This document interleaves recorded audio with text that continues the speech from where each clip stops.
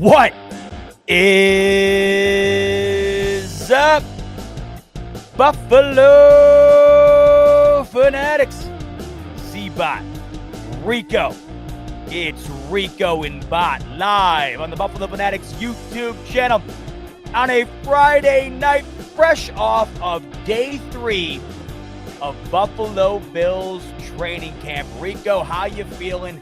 Bills ball back, NFL ball back, and our Buffalo Bills are in action this past week, wrapping up 3 consecutive days of practice. Talk to me, baby. I tell you what, big fella, it feels good to have football back, but it's not all the way back yet.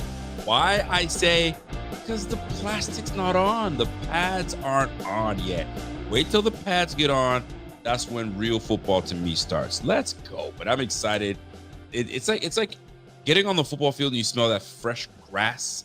That's what it feels like. It's like, yeah, let's get it going. I like this. I like the feel of it. You got to pull the grass out of the ground and just kind of toss it up and be like, yeah, I go. Let's go. Let's get it going. I love it. No doubt. I'm back. We're back. Pads aren't on yet, Rico, but practice is on. Pads are coming on Monday, from what I've been told. Bills have off tomorrow, back in action Sunday with no pads. Should be throwing them on Monday and getting after it over at St. John Fisher. Speaking of getting after it over at St. John Fisher, I was getting after it over at St. John Fisher today. Rico was at training camp live and in person to get a look at those Buffalo Bills. We'll talk about what we saw from camp today. In addition, we have more uniform news. It is like Christmas Day every day, the last several days of this week, Rico. We got the red helmets, we got the standing Buffaloes, and then this morning, the Buffalo Bills dropped their first teaser of the NFL Rivalries uniforms. We'll be discussing that. Hopefully, Rico doesn't think these are mid because he thinks the red helmets are. And speaking of which, Rico, we haven't been on since the debut. Come at me, bro. Of the red helmet. Talk to me. Tell the folks who are like me who love the red helmet why you can't just find the joy in them finally making a reappearance. I know you're happy for me, but are you happy in general to see him, or do you just not care? I'm so glad you just said that. I am happy for you. I'm happy for those that the red helmets give you a little bit of joy, a little bit of denouement, if you will. I mean, if it makes you feel good, then you know what I mean. Cool, I'm with you. But they're just red helmets. They're just red helmets. It's like the Browns coming to me and telling me, "Hey, we got new helmets." And it's just another. Did you see those, by the way? The dude white brown helmets the Browns came out with. It could be worse, Rico. We could be doing that.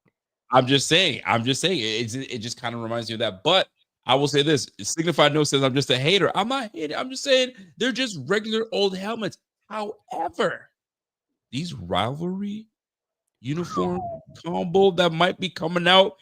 Listen, we're gonna see something completely different, and I'm with it. And I don't know if you saw the reaction, the blind reaction from the players. I don't know if you guys have been living under a rock, so I'm gonna have to go and share my screen and give you guys a little something of how they reacted. And that's what you want.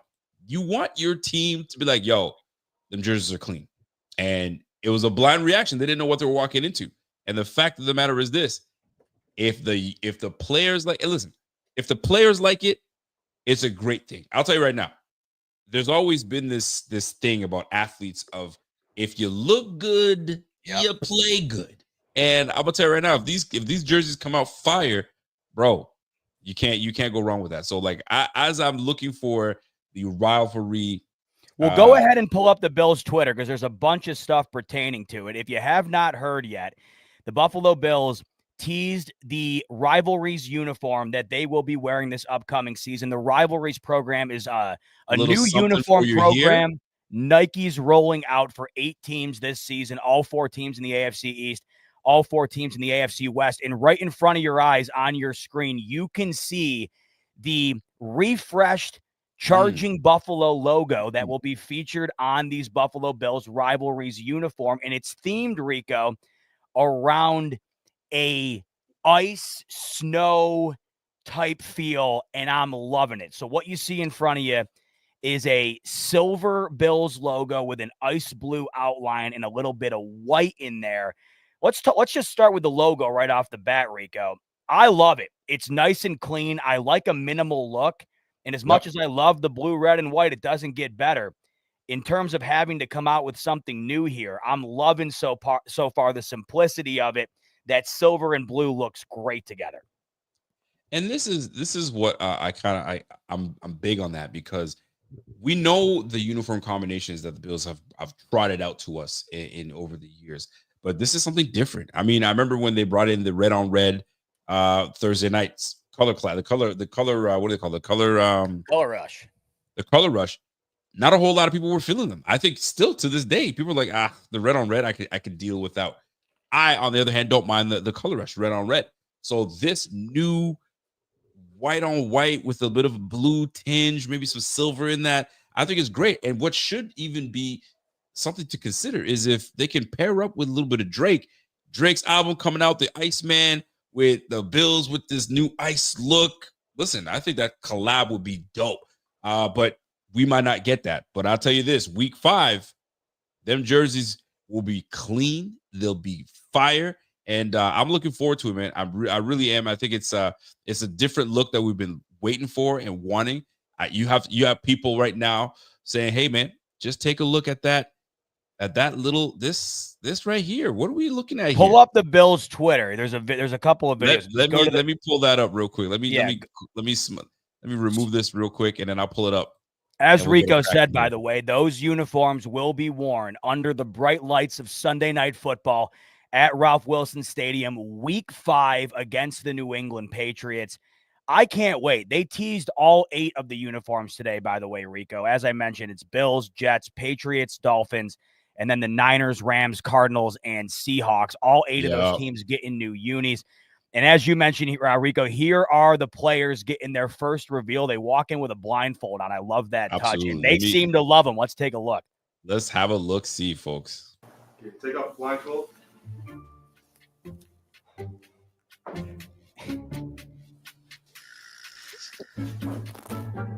Oh!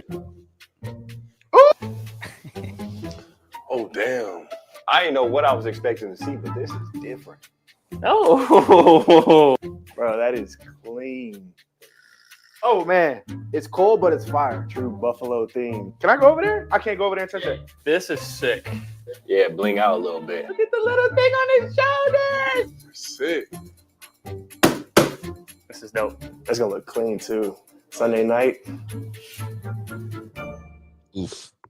So we had Terrell Bernard mention the word clean twice. I think there's no better compliment of a fit or a uniform or whatever than the word clean. And as soon as I saw that logo, Rico, it was the first word that came to my mind, because it's hard not to pull off a clean look when you have that nice ice blue with the silver and white. It's just destined to be clean. Absolutely. Anytime you use the word clean by looking at, let me tell you something. When one of your homies is wearing some kicks, you got some brand new kicks, and you say, "Yo, them things are clean." That means you got some, like, you either are referring to some white Air Forces, some clean Forces, some clean Nikes, usually white in color. So we're gonna get a majority of it is gonna be white. Now, where they put I want to know how they're gonna fill in the numbers. That's what I'm interested in. How do you fill it in? Do you fill it in with a ice blue look? In the numbers with the blue outline? Man, I listen. I'm I think it's gonna be a white helmet with that logo you showed previously, the silver charging buffalo. I like that. I think it's gonna be a white helmet in an all white uniform with silver numbers, and then you said it, the blue accent outlining the numbers with a blue Bills word mark in the middle. And then if you heard Dion, he goes, "Look at the thing on the shoulders." On the shoulders. What could that be? What do you think? I think it might be some sort of the logo incorporated into it. I think that's what it could be. I'm looking forward to it. Listen, but the reaction seemed overwhelmingly positive from the players. Now, I know you well enough, and I know that you are a big fan of piling your basement or piling your storage room with Bills memorabilia and Bills. The answer is yes. That will be ordered instantaneously. Listen, if they make that thing for sale, you're on it. on it. I was just telling my dad today when it came out, I said, I can't remember the last time I bought in a jersey because thank God, once you have a player like Allen, all you got to do is buy an Allen in every color, and then you're good. set. You don't need anything Set. else. So Facts. I haven't bought one in probably 6-7 years. I'm going to have to get in on this. No question about it. So you're going to turn into Jersey Bot? Jersey Bot will be certainly in play for week 5. I'll have that thing on for the live stream, pre-post, and everything in between going into that Pats game. Listen, No question. That jersey, I can tell you right now, is going to be $200 easy, if not more. I think nowadays, the Vapor ones with the stitch, yeah, dude, they're like $170. It's criminal. Yep, there you go. You know what? At camp today, by the way, guess how much the hats are going for now? USD 65. No, 50. But I still thought 50 for a hat was wicked. It is insane because that fit that. See, I'm trying to USD convert to CAD. I'm at least $15 more than you. So that hat's going to cost me $65-$70. And if I wanted to get it shipped, it's $100 hat. Can't do it. Can't justify it. I know, and it's a hat too. That's the thing. Like $30 is my threshold. Anything over that, I gotta be in love with it to get it. Hey, listen, $30 is that's a good deal. Yeah, that's a good deal for any hat that you want to buy. By the way, Signify says you're buying a jersey for the Bills is tough because outside of Allen and Dion, a lot of these guys won't be on the team a couple years. Yeah, I mean that's the case all around. That's a staple. No doubt. James that's Cook why you is a tricky one to try to get. You get a James Cook jersey, might as well say bye-bye. Yeah, at camp today, they had a whole rack of Von Miller jerseys that were half off. That's just the way it goes. That's why you got to buy the Allen and just forget about it. As much as you might want to get somebody else, you like Signified said, I mean, you are rolling the dice on the inevitability that jersey is going to be unwearable in anywhere from a year to 3 years. Now, you want to have a classic, right? So if somebody has a TO jersey in a Bills uniform, I mean, that's a classic. Like right now, Tyrod Taylor is to me is always, I was thinking of getting rid of my Tyrod Taylor. Keeping that. Keep that Tyrod Taylor jersey you straight. You know what I'm saying? I got the OJ. Keep that. You know what I mean? I got Marshawn Lynch. Oh, with the baby blues. Not the nicest color, but you got to keep that. You got to keep that.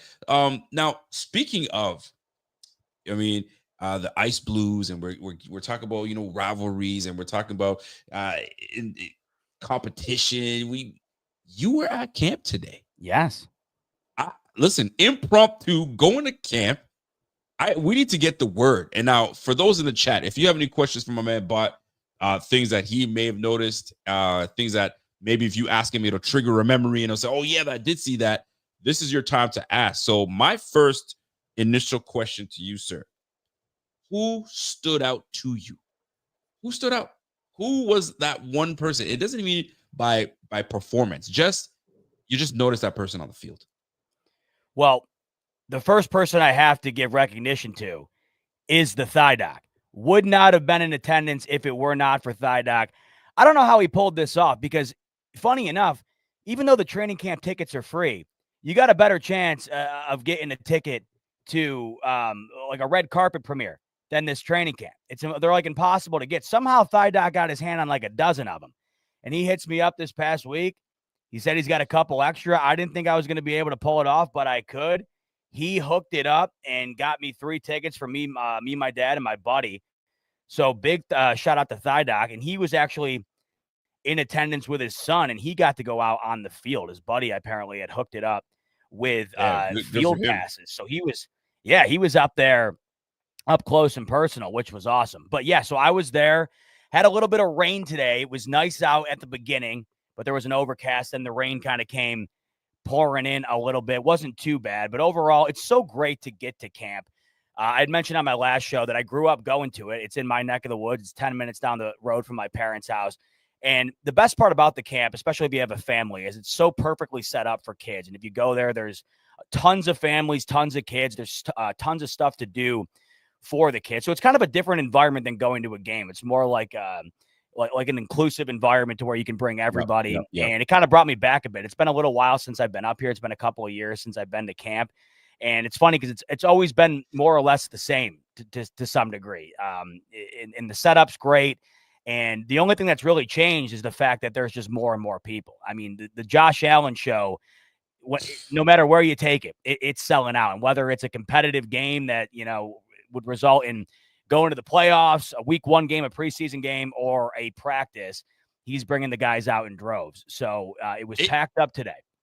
I gotta ask, is your dad next to you still? Yeah, he's right here. Okay, he probably can probably hear me, so he doesn't have to show up on screen. Has there ever been a bigger star than Josh Allen in Buffalo? I know they had the Bruce Smiths of the world, Yeah, Andre Reeds, the Jim Kellys, obviously Marv Levy. I'll throw Marv Levy in there. You name it. Like, there's been some Hall of Fame player, Andre Reed, Hall of Famers. yeah. You know what I mean? Great players. Josh Allen has got to be the most popular star that's ever graced Buffalo. Can he contest? Was there anybody else back in your pop's day when he was watching that, like, nah, man, like this guy was the ish when he was in Buffalo? Or does Josh take the cake? Did anybody in the 90s, Dad, compare to Josh Allen's popularity at all? Even close? Did it feel like it? Kelly. And this goes for the chat as well. This goes for the chat. Yeah. Yeah, my dad said it did. It did. And it probably was different at that time, right? Because it was so without the social media, it almost probably felt different. Yeah. He said different, but the same. And that probably makes sense. And the thing that's crazy, and I believe that too. What I tell you about the guys I saw Cam Taylor my age that are still like wearing the gear. Yeah. We saw, my dad was pointing it out, like all the guys his age, you'd love this too, Rico. Like so many 50-plus-year-old guys who are just got the Zubas on at practice with the jersey on, like because it's back. It stems back to those 90s days, and everybody's dusting off the Zubas and throwing them on. But, you know, and I totally believe that it's probably the case. It just doesn't feel the same because of the social media and the internet now. But, I mean, Jim Kelly and Thurman Thomas, they never left Buffalo. I mean, they were so popular that they just stayed there forever. And think about it, up until now, Jim Kelly's still doing commercials. So is Thurman Thomas. Steve Tasker's on every single piece of Bills media that you lay your eyes on. So icons. Yeah, they're totally icons. I just think that Josh Allen, just if I can speak to it, based on what I've seen, it's probably just because it's never been more of a quarterback-centric league. And I think that that's why it just seems like the popularity is even more so, because now you have people, and especially kids, who are fans of the team simply because of Josh Allen. No lineage to Buffalo or the Bills, but they choose these guys based on the quarterback. And I think what like guys like Lamar, Mahomes, Allen, Burrow, what they've done for the sport in terms of fandom, it can't be overstated, because I just think that it's turned into – the NBA is very player-driven that way, where you're more watching for the players than the teams. The NFL is far more team-oriented than any other sport. But what has kind of trickled into the sport that is similar to the NBA is that it is more star-driven than ever, I think. That's probably why it does feel like that. But you also have to take into consideration that the gap between Allen and Kelly was a quarter century. So that's why everybody's out in droves. They've been waiting 25 years to see somebody that resembled what was going on in the 90s. Big facts. I had to ask that just because when you see all this hoopla and like Josh walks out, he's a star. He's married to celebrity, and he's out there and he's getting deals, and he's a mega star, and you love to see it. You absolutely love to see it. So, and I bring this up because you're talking about, I'm asking you who stood out. Josh Allen obviously stands out. So any rookies stand out to you today? Any offensive players stand out? Any defensive players you're like, okay, I noticed that person? So let's start with the person that stood out to me above everybody. No question about it. And it's simply because I don't think I've ever been within this close of a proximity to him. I know I haven't, actually. David Edwards might be the biggest human being I have ever laid my eyes on. I mean, you and I have been around Deion Dawkins a bunch, and we know how big of a human being Deion Dawkins is. David Edwards takes it to another level. Just looking at that guy out on the field, it's crazy. And the funny thing about it is it legitimately was the one thing when I first locked into watching the practice today that jumped out, where I'm like, you couldn't stop looking at the guy, just the sheer size. And I texted Thigh Doc after the camp, and he said he was on the field, and I said, anything specific stand out to you on the field? And he just goes, David Edwards is the largest human being I've ever seen. So him and I had the exact same main takeaway, and it was that David Edwards is gigantic. And it's not just him, though, by the way. He seemed to rise above the rest in terms of just the sheer size when you look at him. But these old linemen, man, I can never get over it. Me and my dad were talking about it while watching practice. You have to be born to be a offensive lineman. Spencer Brown, too. I mean, Spencer Brown, the David guy Edwards, must be though. 7 feet tall. But it's crazy. And the thing with these guys is I was listening to an interview the other day. Colin Cowherd had Drew Aller on, the quarterback of Penn State. He said he didn't start playing quarterback till he was in high school. That's not the case with these offensive linemen. Like, you have to be born into that size in order to be able to play at this level, the college level and beyond, but especially at this level. And you just look at that group of guys when they're out there, hitting the bags or whatever. It'll never be lost on me. Just the unbelievable size mixed with the unbelievable athleticism. Bodies like that should not be able to move the way that they do, Rico, and they absolutely do. There's some of the more athletic guys out there, and it's just hard to fathom. And I never will not be fascinated by it. It's crazy. It's so funny because David Edwards, 6'6", big boy. And you got Spencer Brown, 6'8". He's huge. That's a huge line. Those are big boys. You got Greg Rousseau, 6'7". And then you got Deon Walker. That's another big boy on that squad. Yeah. Oh, the trenches are absolutely going to be nasty. Absolutely nasty. So I'm glad that David Edwards stood out to you. It shows you how, listen, there's a makeup of what Brandon Beane wanted this team to look. And I want my guy protected, and we need large humans to do it. Alec Anderson is not a small guy either. He's a big boy as well. So I'm glad that you talked about the size that you see. I remember going to my first game, Bills game ever, and it was when the Bills played the Dallas Cowboys on Monday Night Football, and I was looking at Hargrove. I think it was named Anthony Hargrove, one of our D linemen. I was like, this man is massive. And then I saw Marshawn Lynch. Marshawn Lynch was just wide. He's just no wonder he couldn't get tackled. Yeah, he's a huge dude. So I get it, man. This game is not for the weak, not for the small guys. And the fact that small guys like Darren Sproles were able to actually make a great living at it, you got to give them the credit for it, man. So we got some large humans on this team, and you love to see it. Now, I do want to touch on what Ed Oliver, they were asking Ed Oliver about Deon Walker, and he goes, man, and I'm sure you've seen it. He talked about this guy having nimble feet and just being big up top.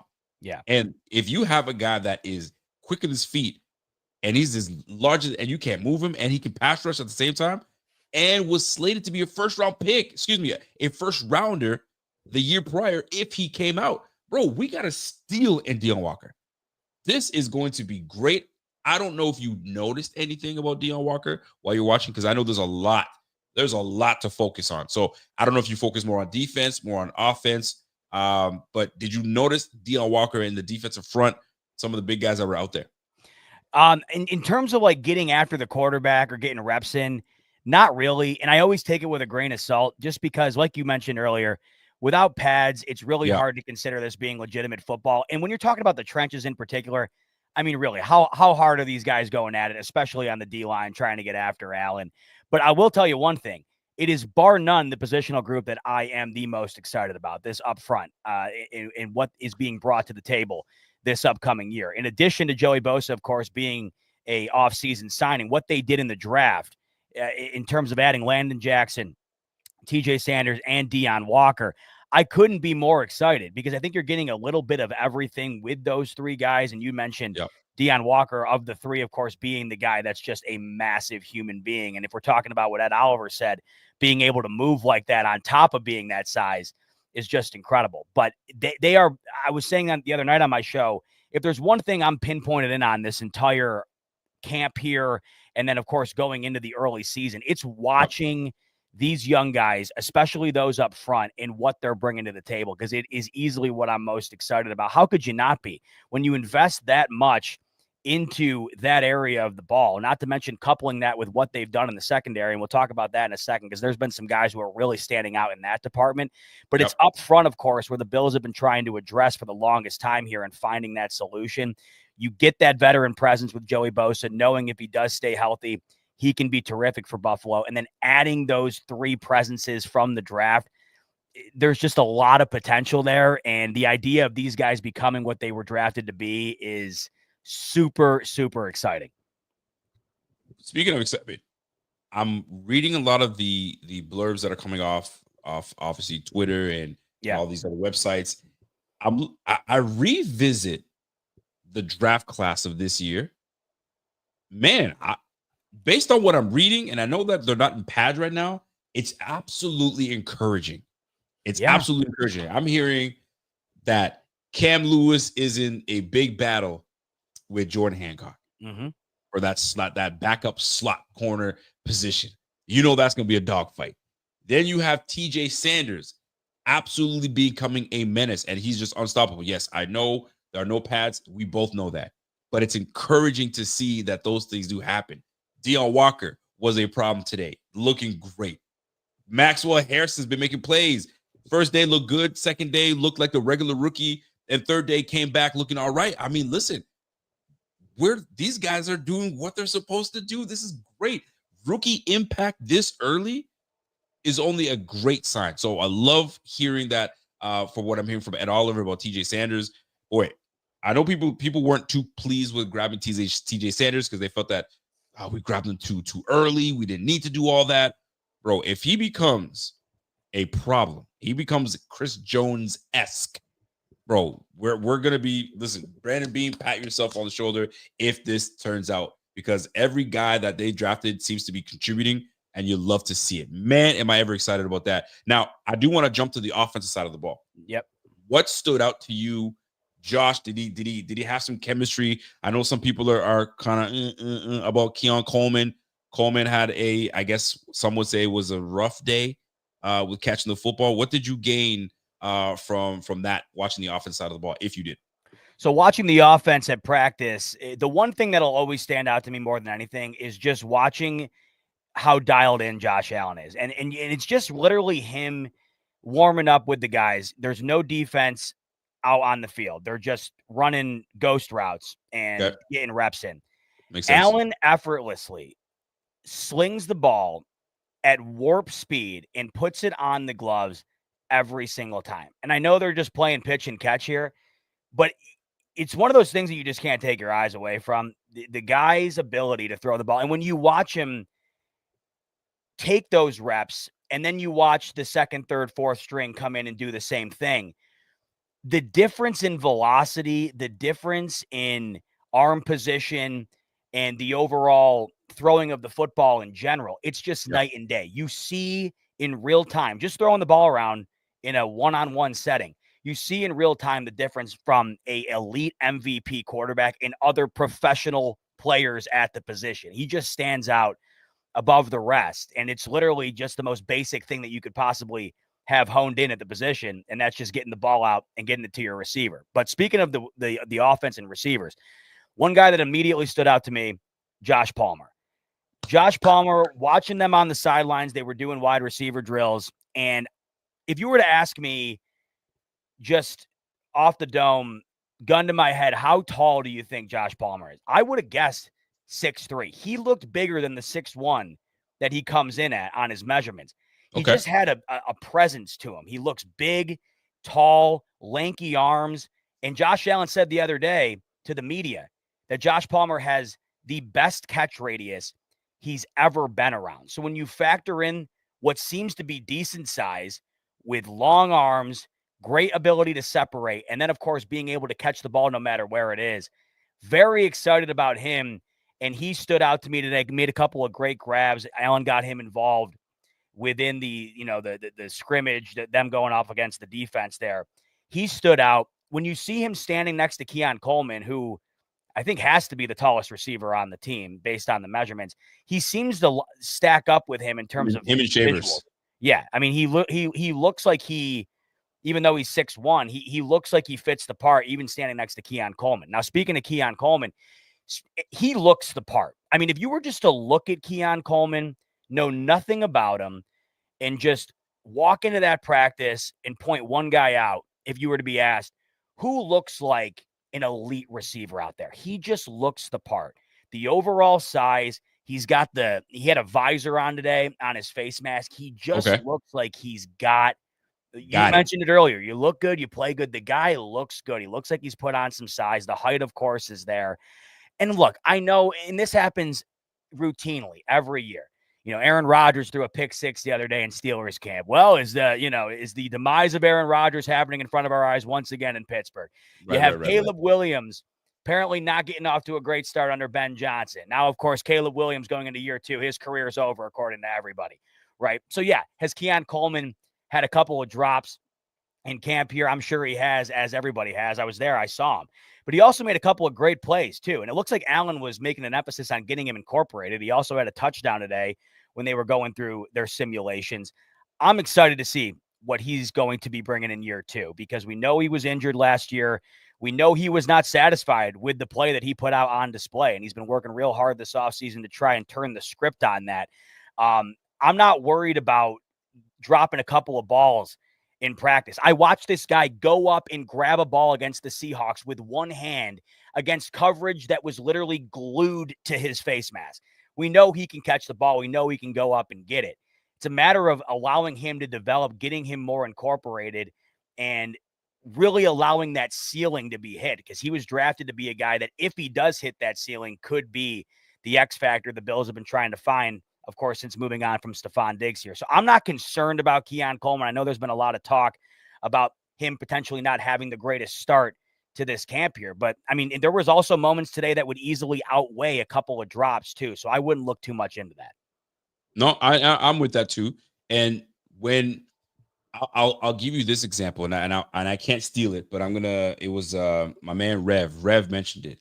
And if we're putting stock in these, I don't know, drop balls here and that, and this early, listen, rookie year for Jamar Chase, I remember listening to, he can't see the football very well, or he's dropping balls left, right, center. He's not used to, the thing I got was, he's not used to the NFL football. What?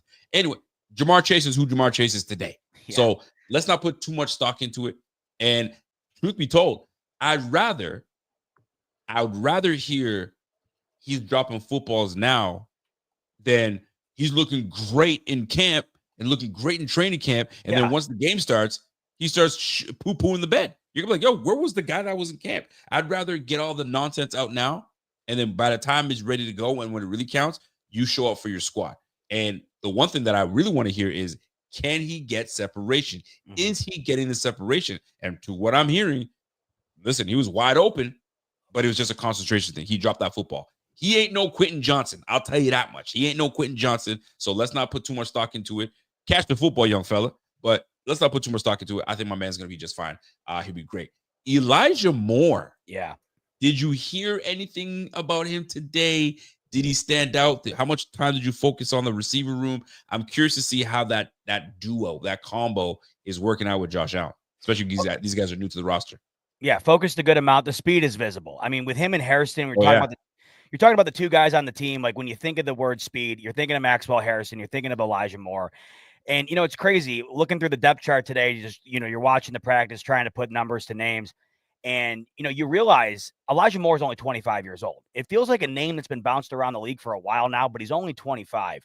And you look at what Khalil Shakir brings, the ability to catch the ball at any given time. One of the best yards after catch receivers in the league.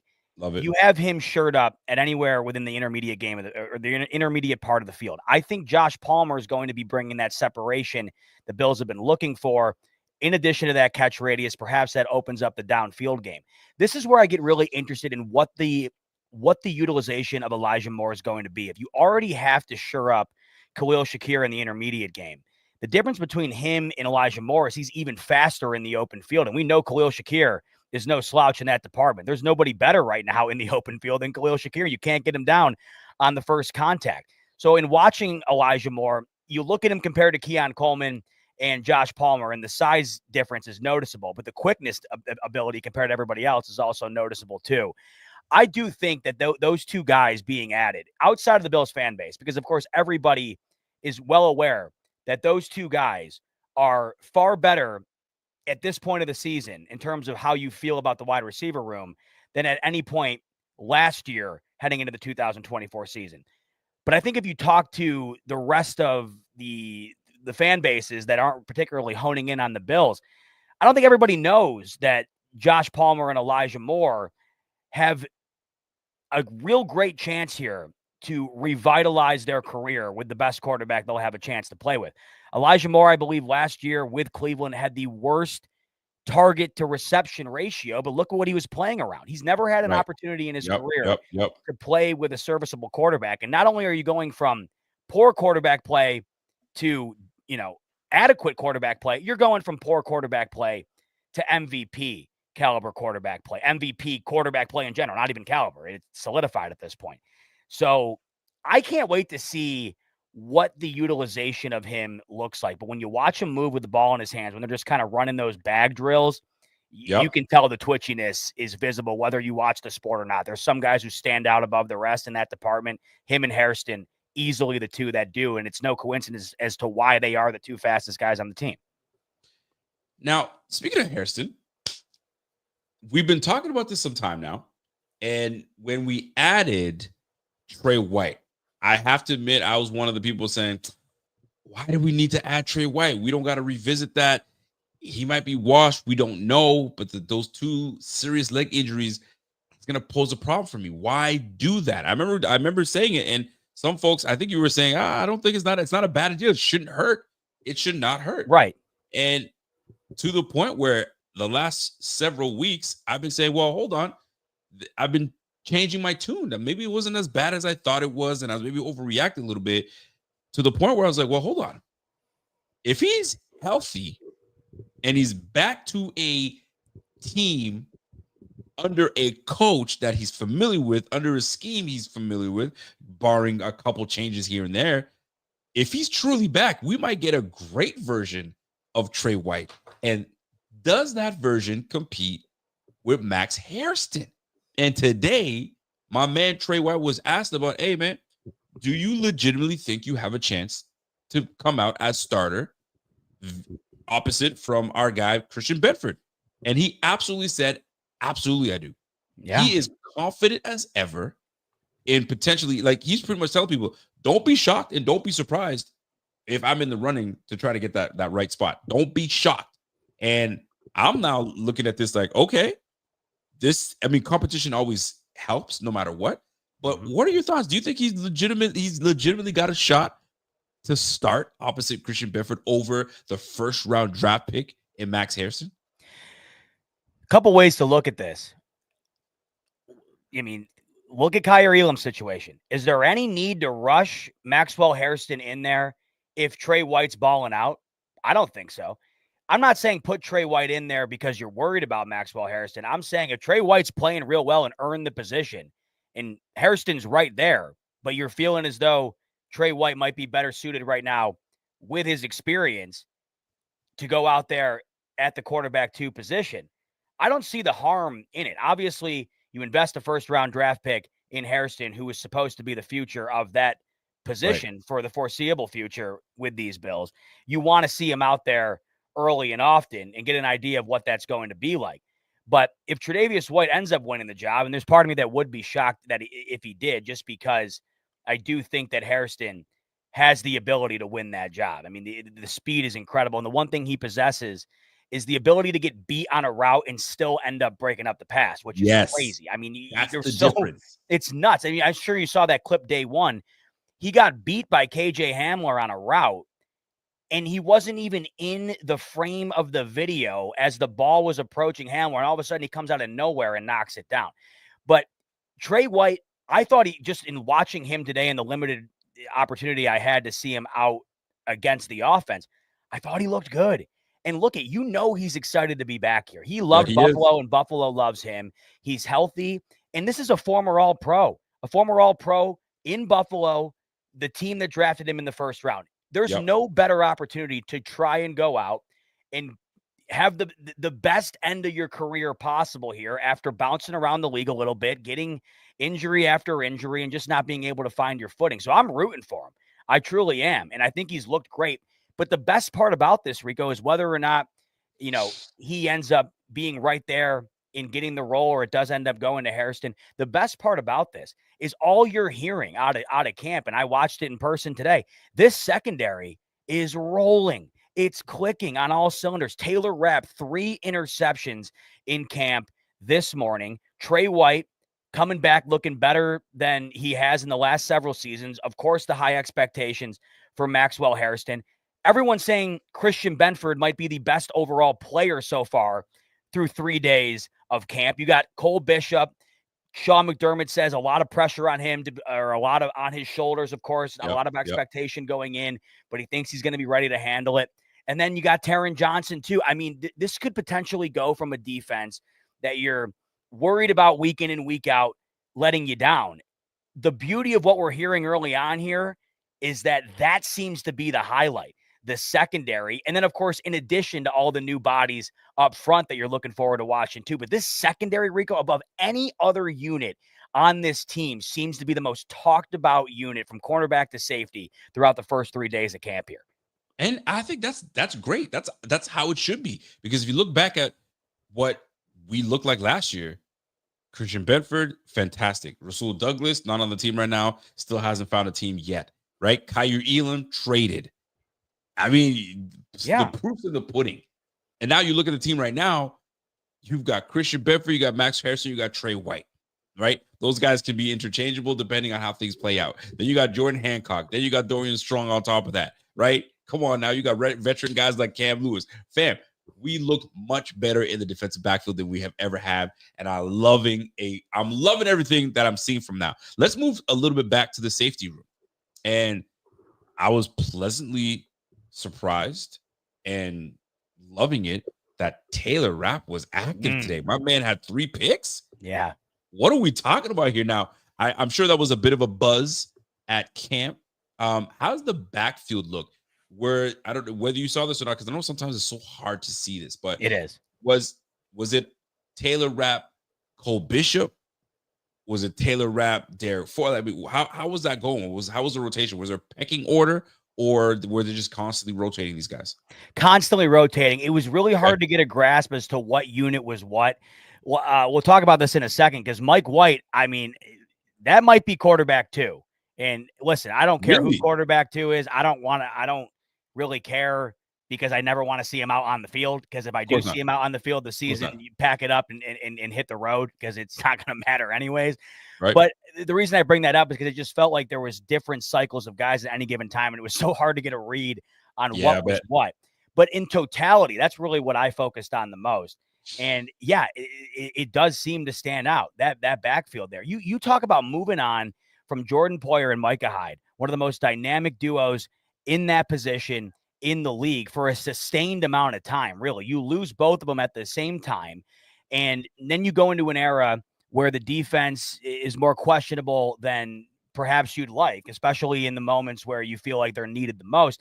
And now all of a sudden you go into this season and it feels like there's a lot of depth, and it feels like there's a lot of assets added that really could flip the switch within a year. And I know that's crazy to say. The best part is with the amount of guys added, Rico, not all of these guys have to be, Deion Sanders or Bruce Smith. You just need a couple of these guys to step up to the challenge and match what the veteran presence is already bringing, especially, guys like Benford who have looked terrific. Guys like Terrell Bernard and Matt Milano locking in the middle of the field there at Oliver Greg Rousseau. You just need a couple more notches dialed to the right in order to really start turning things on here.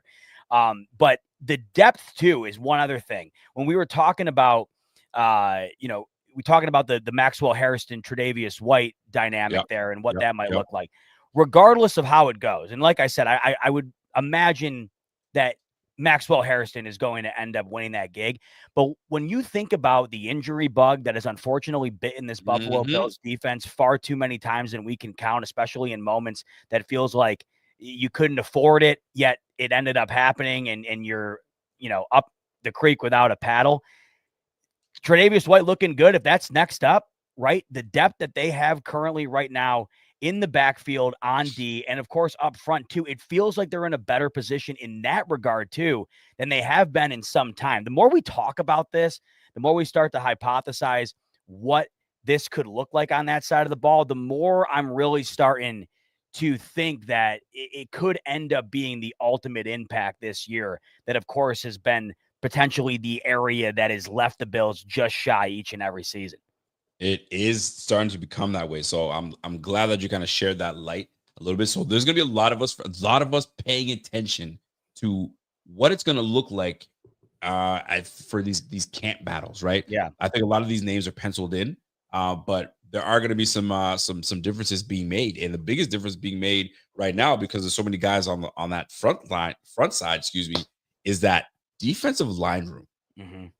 Hoyt, Bosa, Sanders, Oliver. I mean, Rousseau, Epinesa, Landon Jackson. I mean, bro, I'm Javon telling you. Solomon. I mean, think about it. As we sit here and list it off, have you ever felt better, or have you felt this good in a while? I'm sitting here right now in July. You and I are sitting here right now in July. We don't know what it's going to look like.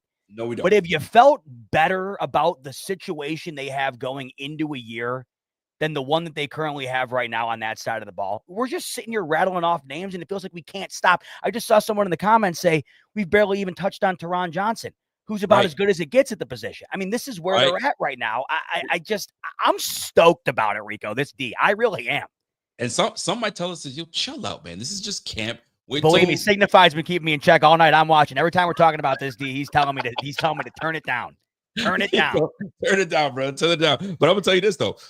What is really exciting is that we've brought personnel people in, and right now we're dealing with Ryan Nielsen. All right, and he's former defensive coordinator for the Jaguars and Falcons last couple of years, and now you have him as the assistant defensive line coach that's got these guys round up. You had a guy that was running a whole defense. Now he's running the defensive front.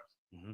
I love where this is going. I love it. You got guys that are ready to go. It's like no different than when Deion Sanders grabbing all these, you know what I mean, bringing all Warren Sapp. I'm going to bring Warren Sapp to come over and coach my defensive guys. Nielsen is a good defensive coach, and now you got him taking care of business on the defensive side of the ball. No different than bringing Aaron Cromer for the offensive side of the ball. We've seen how great the offensive line would look having Josh Allen not get sacked at all. So these are the things that you're trying to really see. So love what I'm seeing. I think my man P Money saying, hey, you know what? Hey. I love it too. He's all for it. Let's keep it rolling. Now, I do have some controversial questions to ask you. I gotta go. I'm gonna stick to the offense side of the ball.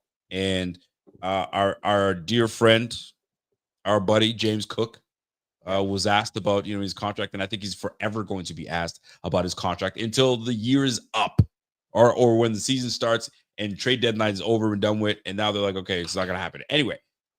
Bringing that up again, and I paraphrase here, is I want what I'm owed, and if I don't get it here, I'm gonna get it somewhere else.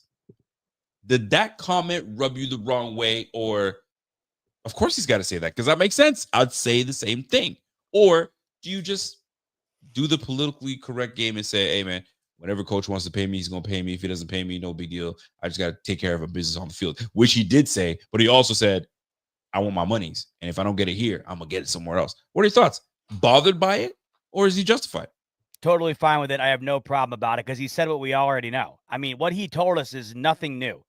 We know for a fact that priority number one right now is for James Cook to maximize on the play he's put out on the field at a position that very rarely gets maximized in terms of salary. I mean, it's very, very hard to cash in at the running back position. When you get to this level, the ability to get into a second contract that is substantial is extremely difficult. Cycling through this position year after year, team after team. I understand wholeheartedly why he wants to parlay a season in which he led the entire league in touchdowns into a contract that he thinks he's worked his entire life towards earning. And Brandon Beane's been just as vocal as he's been just as vocal as Cook has been about, needing to find a way to reach an agreement, but of course not being real close to an agreement. Beane's said his part where he's like, we're not particularly close on our end. That leads us to know that Cook isn't particularly close on his end. And him saying that he's going to get paid, this is the league. There's always going to be a team that's going to bite on a guy who's got the talent, but other teams who might be more talented than them aren't going to be willing to pay it, just because either A, they don't have the money to do it, or B, they think they're going to be able to survive without investing that amount of money into a particular position. I think everybody who's been following this situation knows that James Cook, at the end of the year, if Brandon Beane can't get close to the number he's looking for, and if he can get it somewhere else, he's going to pursue that, or at the very least take it into serious consideration. So him putting it bluntly, I have no problem with it. The reason it didn't bother me at all or really make me think twice about it, he was just telling me exactly what I already know. It's been inevitable since literally February, Rico. It's been inevitable. James Cook wants to get paid, and if he has another great season, somebody's going to pay him. If it's not going to be Brandon Beane, James Cook's very well going to look into other teams that are willing to step up to the plate. Does it bother you, though? Does it bother you? No, it doesn't bother me one bit. Not one bit. And at the end of the day, the league quickly reminds you how much of it is a business when you're coming around contract time. Year 1, year 2, it's for the love of the game, right? Year 3, okay, now I'm trying to establish myself, because the year after that, or maybe if you're a first round draft pick, you got to now start putting some numbers together so you can get the paycheck. So right now, on a second round draft pick, you only got 4 years, bro. You're in your last year of your deal. So last year was a huge year, thinking, okay, if I perform, I get rewarded. And he's feeling, okay, I can't take it personally. My brother is in the league. He told me don't take it personal. It's business. So that's why he stood on his business. And I think we're all so surprised and shocked because he's a young guy and rookie guy, or guys in their rookie contract shouldn't be talking like this. You didn't do enough. Especially if you're not a quarterback, you're a running back. The running back, the most disrespected position in football. So they're like, yo, just pipe down and just take that $5 or $6 million that we want to give you, or 9 or 10, or whatever the case is. So is he justified to say that? Heck yeah, he's justified. And I love that he said, hey, man, and if they don't pay me here, somebody gonna pay me. Yeah. And he's right. And you know how early free agency begins. Everybody wants to pay early for the top dog. And like my man Pierre just said, do not let this guy go after a rushing record, because the price just went up. James Cook for the rushing record, buddy, we're screwed. But I mean, technically not, because it just makes it easier for Brandon Beane to say, hey, man, too rich for my blood. Or it makes it easier to do the opposite. I mean, that's the Dallas Cowboys approach. Let's wait to see if Micah Parsons wins Defensive Player of the Year before we pay him $50 million. Oh, my gosh. I don't understand it at all, right? Because you're waiting to figure out if the guy you already know is the guy is going to end up earning the money. I never understood that. They were going to pay Dak Prescott regardless. They waited an additional year. Then all of a sudden you're paying Dak Prescott $60 million when you could have gotten him for 53 or whatever. Here's the thing. Here's the difference here. You just alluded to it when you said, don't let James Cook go out and get the rushing record. No, James Cook, go out and get the damn rushing record. I'm never going to sit here and say, I need James Cook to pump the brakes so Brandon Beane can save $4 million a year on him. I want James Cook going out there, rushing for 1,700 yards and 22 touchdowns. If that means Brandon Beane's got to pony up a $15 million check to keep him around, so be it. That's also going to mean the Buffalo Bills probably had the best offense in the entire league, because we're damn sure Josh Allen's playing at an MVP caliber level. And if James Cook's playing at an Adrian Peterson, LaDainian Tomlinson type level, then what the hell does this offense look like? But here's the other thing, too. You know, Brandon Beane's not one to let you see his hand. He's not one to let you see his cards. For all we know, Brandon Beane could be waiting in the weeds to see if James Cook can do again what he did last year. We've been beating this dead horse all offseason. James Cook had 2 years, his first and second year in the league. James Cook had a handful of touchdowns. You can count them on one hand, maybe adding your thumb on the other hand to his touchdown total. Last year was the outlier. There's no argument. We have 3 years with James Cook.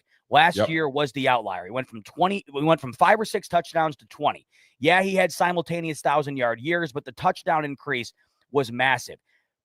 For all we know, maybe Brandon Beane's waiting around to see if James Cook can pull off another 1,200-yard season and 15-plus touchdowns. And for all we know, if he does, maybe all along Brandon Beane was sitting here saying, man, I just wanted to see it one more time. Here's the check. We have no idea. And the other thing, too, is the Bills, and we've said this 1,000 times, they have all the leverage. If James Cook goes out there and balls this year, who benefits? Buffalo. And Brandon Beane can still resign him. If James Cook goes out there and has a lesser year than last year, the Bills' offense should still probably be fine, and then Brandon Beane can get him for less than maybe anticipated. Either way, the Bills are kind of holding the cards here. But I think the one thing that might not be being factored in is that Brandon Beane there might be part of Brandon Beane that's saying, hey, I'm just waiting around to see if we can double down on last year. And if that's the case, I may come around to what James Cook is looking for. And I think people might be willing to sign up for that, because if you do put back-to-back years, Rico, where you're right around the top of the league in touchdowns and you're rushing for over 1,000 yards, is anybody really going to be mad at keeping that around for the foreseeable future? Listen, you're preaching to the choir, and I agree 100%. It's Brandon Beane's in control. Beane's in control. The Bills are in control at this point, and it's up to James Cook to perform, and you perform well. Good things are going to happen if you perform well. You have a bad year, it's just going to hurt you even more. You perform, you're going to get rewarded either or. And Brandon Beane, I've said this before, and Brandon Beane, I don't want to call it an ego. It's not an ego per se, but it's also I drafted you, I develop you, I want to keep you. And the theme was like that this offseason. Take a look at your linebacker, signed. Take a look at your receiver, signed. Take a look at all over the place. Your corner, signed. So your quarterback, signed. Like, it's the theme. If I've drafted you, I want to keep you. I mean, go take a look at OKC. OKC paid every one of those guys that they drafted. They traded for my Canadian wonder. They traded for him and said, you know what? You're the piece. You're the MVP of the league. Go ahead and get your monies. Oh, by the way, Chet, let me get your money. Yo, Jay, let me get your. That's what you want from your GM. Your GM wants to see your players thrive. It's just, it may not be your turn. So problem is, it might bite us in the butt, because like my man said right here, JC2K, if he goes to 2,000 yards rushing, not only did the price go up, Brandon Beane has now cornered himself, because all you hear Brandon Beane say is, listen, we talk all the time, and I want to bring him back. And if things work out the way they're supposed to, we want him back. So, I mean, shoot, if you're now, you got to put your money where your mouth is. If the time comes, I mean, is he waiting in the weeds, like you say, and maybe something does happen? It's possible. But I mean, listen, he just has to have a fantastic year, take some pressure off the offense, take some pressure off Josh. Let's get that Super Bowl. Boy, oh boy, could we do some big things. So I'm excited about that. So James Cook, I'm not at all bothered by anything he said about, hey, I need to get paid. It's the business. At the end of the day, it's the business. And look, he's out there. He's performing. He's not doing a hold in. He's not pretending he's got a bad back and he can't do anything. He is out there being a stand-up dude. You gotta commend him for that. So kudos to James Cook. Love to see it. Love to see it. He's handled it incredibly well, and I don't think it would have done him any benefit going out and doing a hold in, because back to the earlier point, we have one great year, 2 good years. He needs to have a great year this year. You're going to, stub your toe in camp and kind of go through the motions because you're worried about your contract, not doing you any favors and maximizing on that contract after year 4. He's well aware of what he's got to do this year to get what he wants, and he's working towards that.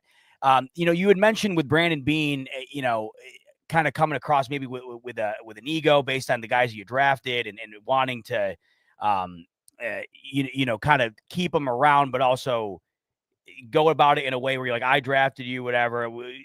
Try and keeping them around on a dollar amount that might not be what everybody else is offering. But that's the toughest part about being a GM, I would say. Yeah, it's really difficult to draft, and it's really difficult to look around the league and find guys in the offseason that are going to work with your team and whatever else. But maybe the toughest part about the job is you have to be the CEO. You have to have the poker face. You can't let anybody know what you're doing, and you have to balance all of these relationships that you have with these players in a very difficult way, because obviously, like you mentioned, he drafted James Cook. You think Brandon Beane wants James Cook to not do well this year? Of course not. He wants him to ball out.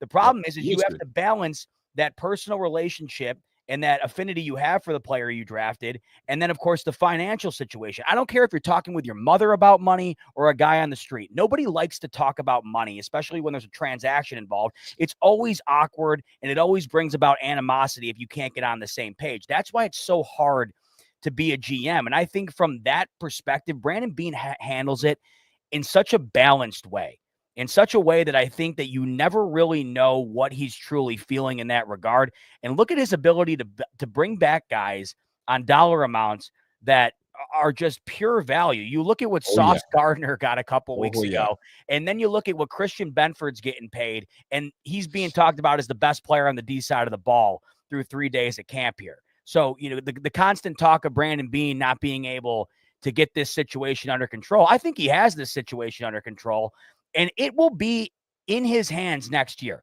The difference between now and next year is if James Cook goes and balls out again this year, then the pressure is on Brandon Beane. It's no longer on James Cook. The pressure's on James Cook right now. To get that money, he's got to go and have a similar year to last year. If he does that, then the pressure's on Brandon Beane for a multitude of different reasons. The pressure's on him to bring him back because he was great, and we don't want to let that slip.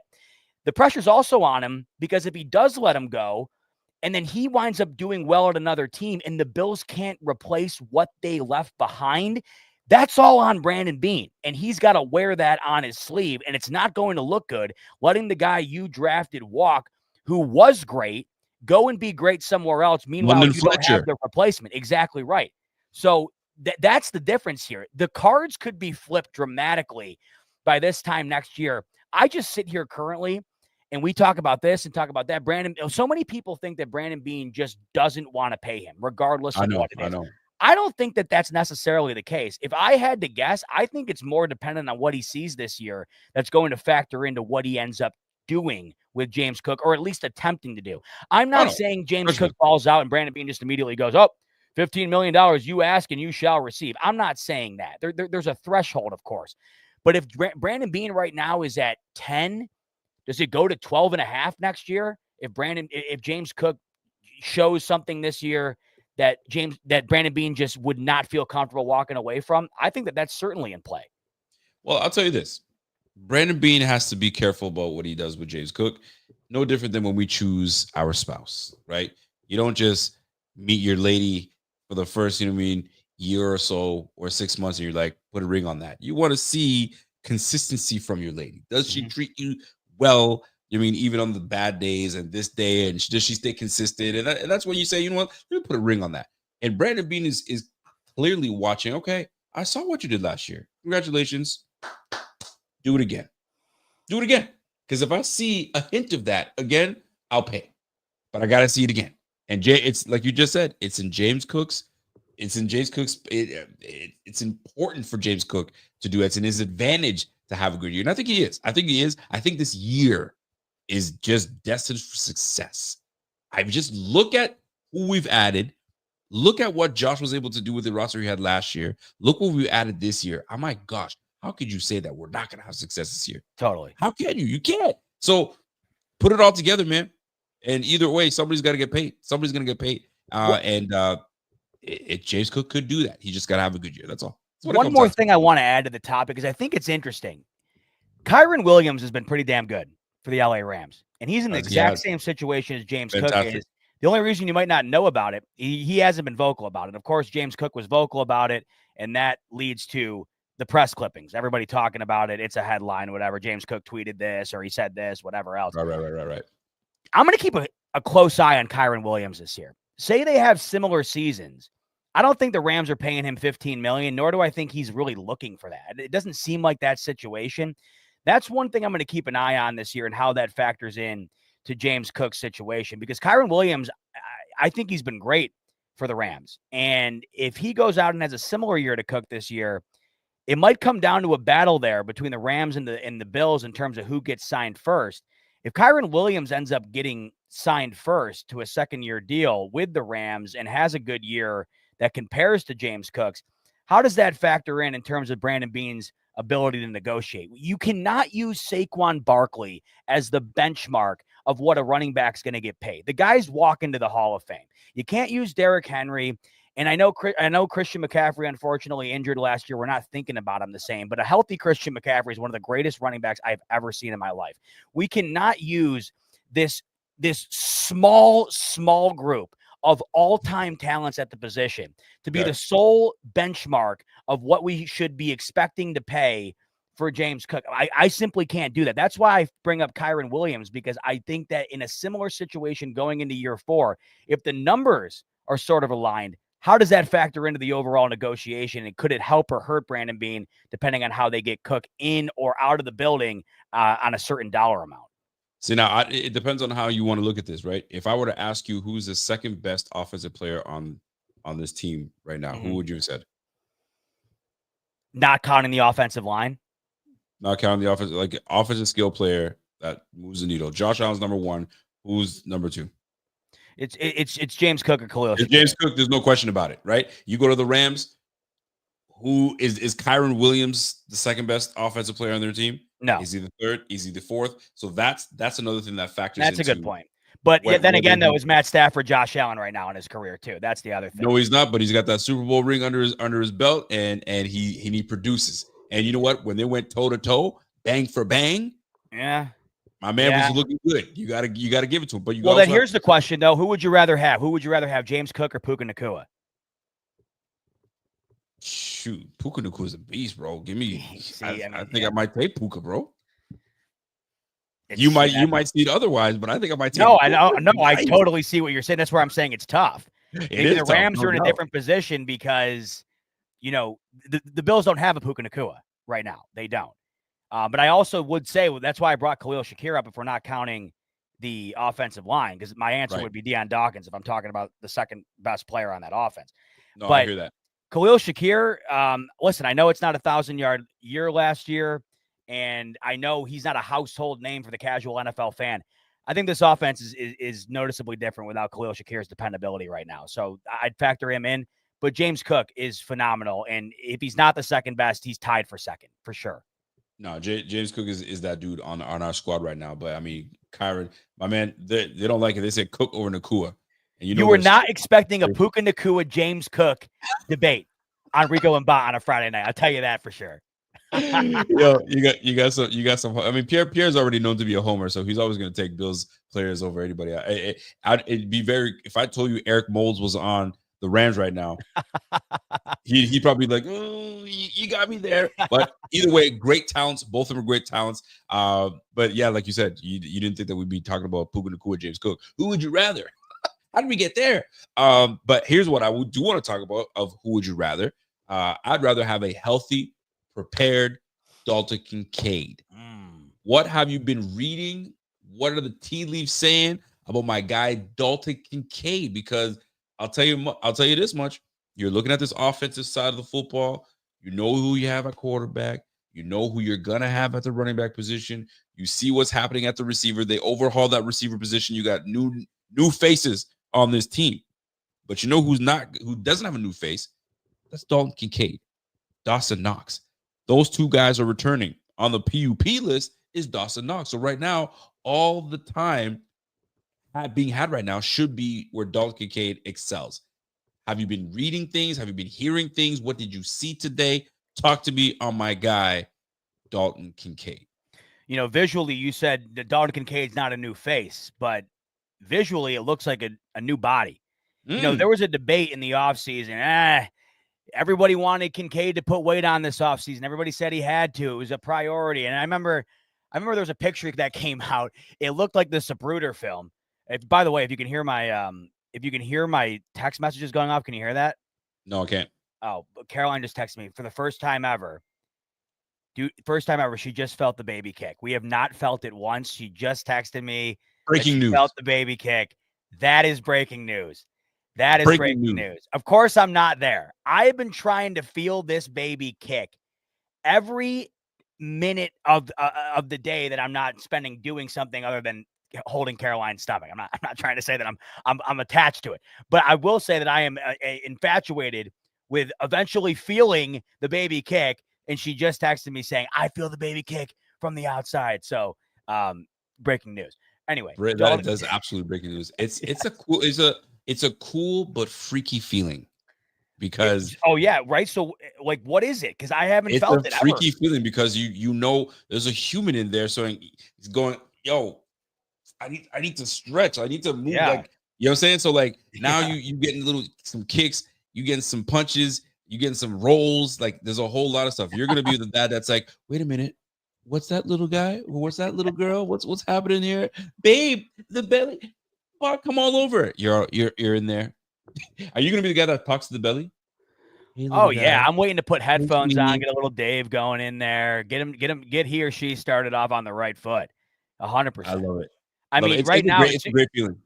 the weirdest thing about the pregnant stomach is, unless your wife's pregnant, it's not often that you're touching a pregnant stomach. So I didn't know what that felt like. True. You know what I mean? You don't. It is You don't. solid as a rock, dude. I had no clue. I mean, that thing, it is like, it's just dense. Like it doesn't, you touch your stomach, my mind goes in because I got a couple of rolls down there. But Caroline, I mean, that thing is like a boulder. It's just firmed up. Let me ask you, there's all these wives' tales as to what the shape of the belly looks like, and if it's whether it's going to be a boy or a girl. I'm sure mom and dad has already shared some wives' tales with you. Yeah. Is it more round or is it more like outward?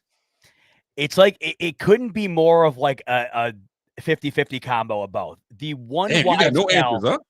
No, I can't really tell because it does seem to be both. I would probably say more wide than length, but the one wives' tale that I can't get out of my mind is that everybody I've talked to says that if you're not sick during your pregnancy, very likely having a boy. Caroline has not been sick, knock on wood, one time, not one single time. That's the only wives' tale that I can't get out of my head because I'm talking to so-and-so here and so-and-so there, and she's telling me, oh my God, every morning for 8 weeks, I was just throwing up, or, the first trimester, I lost 12 pounds because of how sick I was. Meanwhile, Caroline's like, I'm just chilling. So that's the one I can't get out of my head. It's so funny. So Jenna did not throw up not once with Zakiah. And that was our boy. That was the last one. Not one throw up. She felt great. See? It was great. And her belly was out this way, right? So, and down. So I was like, shoot, what's going on? I saw the ultrasound. The minute I saw the ultrasound, I knew it was a boy immediately. She's like, dude, you cannot tell. I can tell that is a boy. And I was as sure as can be. And sure enough, we got him, right? So listen, man, I'm glad that you're not. I wanted to do what you're doing by not knowing. Let's just do it. But my wife is so damn nosy and she needs to know. So we had to find out. But I was prepared to just go for a surprise. So keep that up. Love to see it. But I mean, I don't know how we got to this belly talk, but I know you got breaking news. Oh, because Caroline texted me. Yeah, but we were on the topic. Well, we were on the topic of bodies as well. Yeah. Body transitions. Caroline's body certainly has transitioned from the last 6 months or 7 months here. Dalton Kincaid, however, I've noticed the transition there too. We had talked about Dalton Kincaid this offseason, and there should be an emphasis on putting on some weight, allowing him to be more physical, perhaps be healthier, right? And I think he looks good, dude. I really do. I go back to the offseason. There was that photo that came out, like I was mentioning, where, I mean, it looked like the Bigfoot photo. It's 1,000 yards away, blurred up. You can't see anything. And people were like, I don't know, man. Guy's looking a little too thin for my liking. I think he looks good. I got a sneaky feeling about Dalton Kincaid this year because I think that there's going to be an emphasis on putting him in the forefront. I don't know if you heard what Josh Allen said the other day about Dalton Kincaid when he was addressing the media, because he was asked about the emphasis that Kincaid wanted to put on building an even deeper relationship with Josh Allen. And that's why they had spent maybe more time than ever this offseason kind of building that up. And during that conversation, Josh Allen was very candid when he said he was going back and watching stuff from last year, and he personally felt like he had left 3 touchdowns on the table that should have gone in the touchdown stat column. I would agree. I would agree. Kincaid. And you know what Josh Allen said, Rico? He said, I think the conversation surrounding Dalton Kincaid might be a lot different if I had made those plays. And it's interesting. I thought about it. If Kincaid catches that ball against the Chiefs, granted, super tough play to make. Tough but play. If he catches that ball against the Chiefs, and you add those 3 touchdowns Allen was alluding to that might have been left on the table, he's probably 100% right, Rico. He's probably 100% right in the idea that we're not sitting here talking about Dalton Kincaid really needing to break out this year for us to feel confident in him showing first-round talent. I am going to tell you I agree so much because there were some moments in last year's season where I was like, man, Dalton was right there, man, and we just overthrew him. Dalton was right there, and Josh put too much, a little bit of mustard on there. Man, Dalton was right there across the middle, and Josh missed him. And some folks don't want to ever put blame on Josh because Josh can't do no wrong. But I love Josh because Josh will tell you, man, I effed up. I screwed up, man. That was me, right? So you love to hear that, but no, he's right, man. This is why I really truly believe this is a massive year for Dalton Kincaid. Not only just for to prove himself, because we know he's good, we know he can play, but it's to stamp it, to put it down on paper, put it down on film, and be the mismatch problem that we thought you would have been when we dropped you in the first round. And your first year was so promising. And then obviously injuries happen, and sophomore year, whatever you want to call it. But this is a grand year. This is year 4 now. He's got to do it. This is where you're gonna come in and show us what you got. Year 4? Am I giving me too many years? I think he's going into year 4. No, this is year 4 for Kincaid. My gosh, is this going year 4 or year 3? Wait, no. Sorry, this is year 3 for Kincaid. My gosh, I'm putting too many years on him. My bad. So yeah, I know. Yeah, you got to put it together. That third year is a massive year. So I'm looking forward to seeing how it all shakes out with my man Dalton. I'm glad you tell me that he looks good. He looks the part. Kudos to him. So we're gonna stay on that tight end topic though. Yeah, Zach Davidson. I liked Zach Davidson from last year during preseason because he was absolutely coming out and really showing out. And we're like, yo, who is this guy? 6'6", 6'5", 6'6", 6'7"-ish, big, tall tight end, and was athletic. And you saw some good things. And now you're starting to hear some more good things with Zach Davidson. That's why, in my opinion, they moved on from Quentin Morris, because they had Zach Davidson. I think that's going to be the 3 that they roll with. And I'm here for it. Love Morris, but I think they were good enough to move on from Morris because they had Davidson in the backfield. So looking forward to seeing that trio happen. Hopefully, you got to add Jackson Hawes into the mix too. He might be the best blocking tight end they have on the team right now, and he's made a couple of plays. I'm glad you're bringing this up because it's one thing that I have noticed in thinking about the topic of the tight end position. Hell of a lot of depth right now, right there. I mean, I've always felt good about Knox. I really have. I do like what Knox brings to the table. Granted, it's not a ton in terms of the quantity. It's not like he's putting up crazy numbers or getting crazy targets, but I've always felt like Knox has been a reliable safety blanket for Allen because he's been with him pretty much his entire career. He's been with him for the longest time, it's felt like. And then you add in the rookie in Jackson Hawes, who brings that ability to block that could be already better than they've had. And then you're talking about Davidson there too. I mean, we're on this topic of depth with the defense. I mean, you talk about the running back room. You feel good about when Ray Davis comes in. You feel good when Ty Johnson comes in on third down. You're feeling better about the wide receiver depth right now than you felt last year tenfold. And then you're talking about the tight end room too. You're feeling good about what you have there behind Kincaid, who we're hoping steps up to the plate and really hits home the fact that he was the first-round draft pick the Bills chose him to be. I'll tell you, man, this season needs to start already because I'm getting way too excited just walking through all this stuff. But the one thing that I've noticed is the depth, man. It's everywhere right now. And I think they really emphasized to bring that to light, right? Who was it that I was reading? Somebody mentioned that someone in the chat. I don't know who it was, but they said somebody came to camp last year and was watching our team and looking at our team and looked at some other team, and they said, you know what? You want to know the big difference between looking at the Bills and looking at other teams? They're undersized. They're not a big team. So I don't know if Brandon Beane took that to heart and took it personal.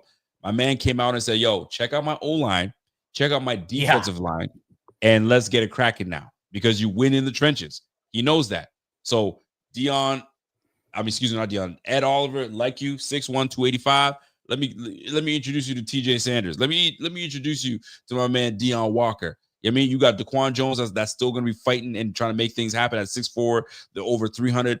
Fam, we have changed what the Bills look like. So now we just got to put it on the field. Like you said, I can't wait till the season starts. And we're 1 week away from the Red-Blue game? Like a week and a half from the first preseason game. Man. And then Hard Knocks, that's going to carry us all the way through to college football kickoff Labor Day weekend. And then boom, baby. Boom. We're here. I want to see what jersey I was rocking. Donovan Mitchell, is that what it is? That's what it is. What is that? That's not a cat. Utah. Wait. Oh. When he played for Utah. I'm a big fan of Donovan How many Mitchell. people have the Jazz Donovan Mitchell jersey still rocking out?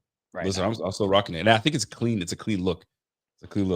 Hey, by the way, Caroline's in here. Love you, Caroline. Good night. And by the way, I've seen all the chats. Thanks to everybody who's been sending the well wishes and all the love. Really appreciate it. It's so cool to be walking down. I've mentioned this 1,000 times already, but walking down the line of the Baby Bot journey here with all you as we transition into the season, knowing each and every week when we go from one Bills game to the next, we're one game closer to the delivery of the baby is super cool. So I love it. And I see all the chats, and I just wanted to make sure I said something because it means a lot to me. I love it. I really love how Caroline calls you Z-Bot. She's never once called me Zach. So Caroline and I will have been together 10 years in April. She's never once called me Zach, ever. She gets very nervous, though. This is where it comes into an issue. This is the only time where it's an issue. When we're meeting new people. And she doesn't. Yeah. And then the person looks at me like, what the hell did she just say? And then I come in and say, hey, I'm Zach. Nice to meet you. And then they're hit over the head with that too. They're like, wait, what? She just said this. He just said a name I've heard before. Now I don't know what to think. So then she'll ask me like, do you want me to introduce you as Zach? And I'm like, no, it doesn't really matter. Just say whatever. Cause I'll end up just going by it anyways. And the person's going to be so confused. We're not even going to know what to do from there anyway. So you're a Zachary, correct? No, I'm Zach. I mean, like legally, yeah, Zachary. Yeah. Okay. Yeah, I kind of like Zachary. I think I might call you Zachary going forward. You have done that before. You do that to me though when you're ready to ask me a tough question. You go, Zachary. Yeah, Zachary. I know I'm screwed. I know. I'm gonna have to. Maybe we might have to do the GM hat simulation. Yeah. Zachary, let me ask you a question. Yeah, but the only person I've ever really gotten Zachary from occasionally might be Grandma Bell, but that's it. I mean, that doesn't really exist for me. I like it. You know? Yeah, everybody else calls you Z-Bot. I like it. That's actually pretty everybody. Cool. Actually, I'll tell you right now, nobody in my family calls me by my name. They call me Junior. Oh, you're in the same boat. Yeah. Yeah. Nobody like my sister, my mom, everybody is Junior. That's my name. That's what it goes down to. Well, then it's also Rico when you're not Junior. I mean, so it's like no one ever calls you your real name. Yeah. I bet you there's so many people in here right now don't even know what your real name is. Nope. Nobody will know. And you saying that people are like, what? Exactly. His name is not. How many people do you think 100%, and rightfully so, by the way, why would they think anything else? They 100% think your legal name is Rico. No question. Everybody thinks that my name is Rico. Yeah, because it's not a name like Z-Bot that doesn't exist. Rico's a real name. Blown right now. They're probably like, what? Yeah. He's got a different name? No. Yeah. I mean, think about it though. That's a real name. You hear Rico and you're not like, oh, what the hell did you just say? You're like, oh, Rico. You hear Z-Bot and you're like, what? I'm gonna tell you right now. There's some people that like I have to turn around, and when someone says that and I don't turn around right, I'm like, oh yeah, hold on. Oh yeah, what's going on? Yeah, look at. I mean, even Caroline. I honestly, I've never told Caroline. I've never had a reason to. I mean, I'm telling you, nobody knows. And you know what? Let them find out. One day you guys will find out. Yeah. One day you guys will find out, and then we'll go from there. If we win the Super Bowl, Rico will change his handle to the legal name. That's a promise. Boom. I'm making that promise on your behalf. Do you know how many times I just want to go with my legal? I'm like, there's my Govey. Boom, let's go for it. Really? And no, that's what it is. Yeah, I mean it is. People are losing their minds right now. But Rico and Bot sounds a lot better than if we went by our legal names back and forth. That wouldn't sound. No, they would hate it. They'd be like, go back to it. Go back. Yeah, go back to the other one. It would not be good. It wouldn't be good. But I'm actually glad that you were actually able to head to camp. Let me ask you an honest question. And for those that have been in camp, and this is for the chat. This is actually for the chat. It's giving. You're giving William vibes. What does that even mean? What is William vibes? You know what? Do I look like a Willie? Willie? That's no. When I think of Willie, I think like a guy working on the docks. Yeah, that works too. I don't know why. Or Willie's the old neighborhood mechanic. Or the Wonka. I'm gonna go see Willie. Yeah.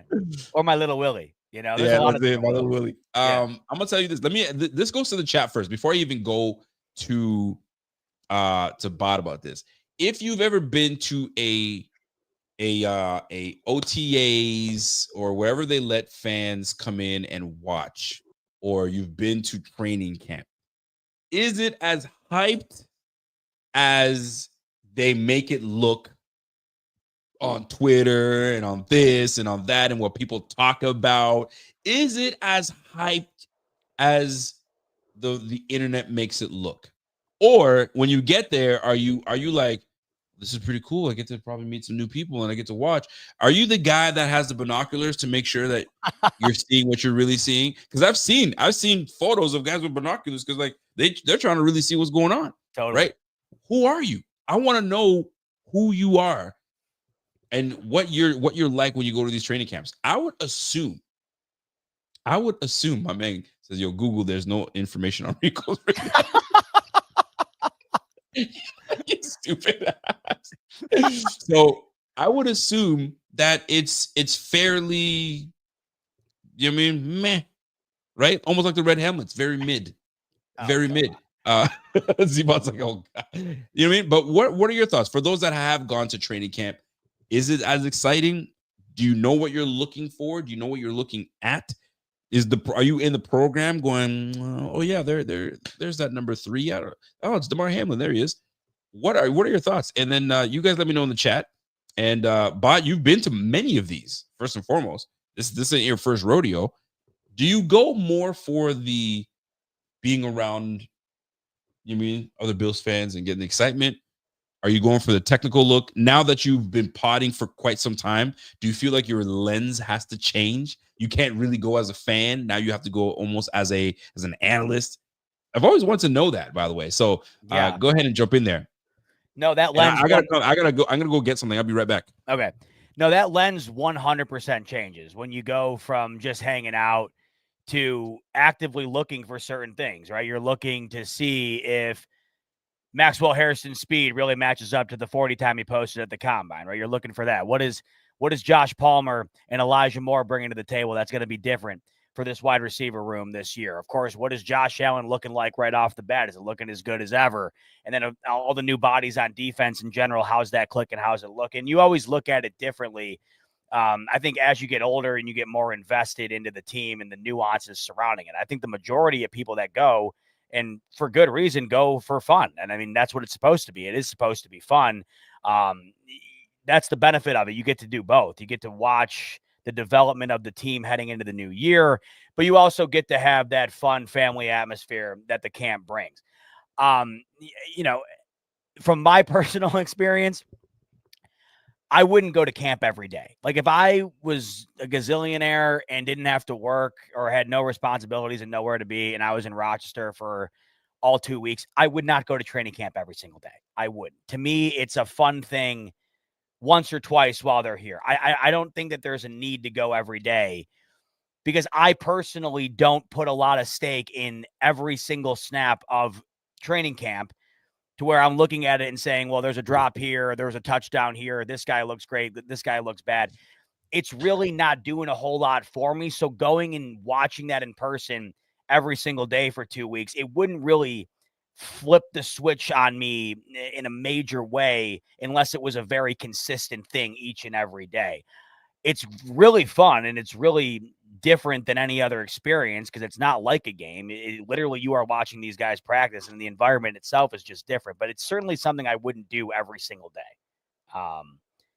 I just think it's fun. I think it's fun like once or twice personally. I get why people would want to go every day because you're dialed into seeing what transitions over time, but Teddy's clearly in agreement with me. Rico, I'm responding to your question. Right. How do you feel about going to camp? Yep. Best way I can put it is I love going. I wouldn't go more than twice during the duration of the entirety of the camp. I had said to the chat, if I was a billionaire, didn't have work, didn't have responsibilities, and I was in Rochester for the entirety of training camp and I had nowhere else to be, I said I would only go once or twice. I wouldn't go every day, personally. If I had an opportunity to go, I would not go for the first week. First week, I ain't going. Why? Yeah. Nobody's wearing pads. You know, I like to hear the sound of plastic. Wow. Right. anytime that I hear, and there's something sick about me. Anytime watching, you know what I mean, like highlights on Twitter or Instagram, and they show these young guys going at it, and you hear they're doing the Oklahoma drill, and they got this new drill where they got lineman, linebacker, running back going at it at the same time on a staggered line. All you hear is crack, crack, crack. Love it. Dude, so if they were running Oklahomas and Nutcrackers all practice, I would go every day. Then you know what I mean? So like once you get the pads going, totally. You get the pads going, you'll sign me up. I'm ready to go. But I would totally feel the same way you'd feel in terms of like, yo, I'm just watching a whole bunch of guys jog and thud, and ain't no real competition going down. Once the pads go on, now training camp starts. So, but I totally feel you, man. I think I feel the same way. I'd be like, you know what I mean? First time's cool.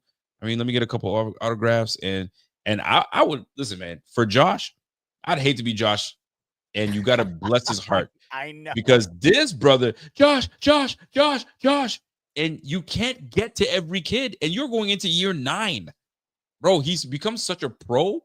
He'll do like 50% in this row, pop over to the other side, boom, boom, boom, boom, he'll get going. I see grown adults reaching in, trying to get their jersey, and hey Josh, he'll ignore you. He said it before, he'll say it again. I'm here for the children. Not some grown ass dude. That's the right way to be, because you just said you can't 100%. even get to every kid. You're gonna bring in the adults into this. I would. That is exactly how I would do it if I were him, to a T. Nah, that is how you do it. My man Mike says, "Yo, Rico, you screaming for an autograph with kids?" Look, I have I'm such a weirdo when it comes to that. I don't want to do a fanboy. Listen, think about it for a second. I'm 40. All right, what I look like asking a 26-year-old, Max Hurston, Max, can you see me? Let me get that John Hancock, Max. Come on. Can you sign it, fam? Come on, man. I'm grown. I'm too grown for that, man. Like there comes a point where you just gotta play cool.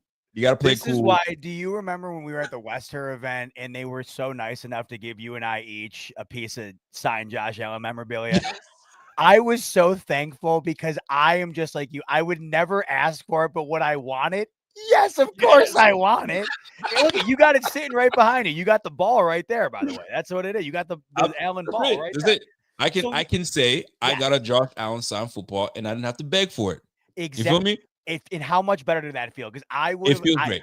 I would, dude. And I don't knock anybody for asking it, because I Me want neither. it. Believe me, I want it. I just don't have it in me to go up and, like you just said, the way you just framed it was perfect. You are a grown ass man walking up to this kid who just graduated college, asking him to sign a shirt. I mean, it's tough. It's tough. No, I just can't do it. Now, if it organically comes my way, I will never shoot it down. Totally. If I have to kind of like, if you know what I mean, Josh is going around and I happen to be in line, and maybe I'll nudge a little bit.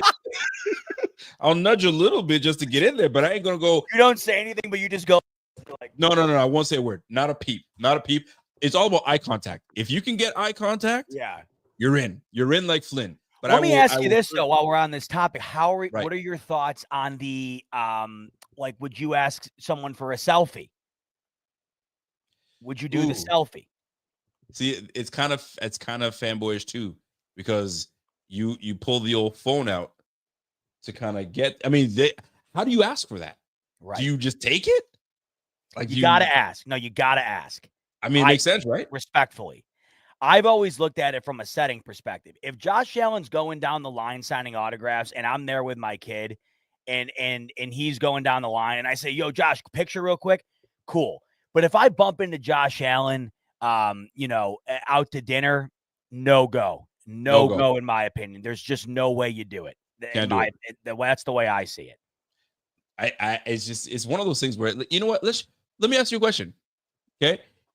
Where, for some reason, when we go to watch the Dolphins week 3, by the way, ladies and gentlemen, we are months, not even.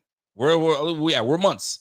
We're months away from going to the event to watch the Miami Dolphins. My man. I saw someone in here, by the way, sent a super chat that they're going to be there, by the way. Oh, that's even better. And I've got some great news. I know Jeff King wanted me to break that news.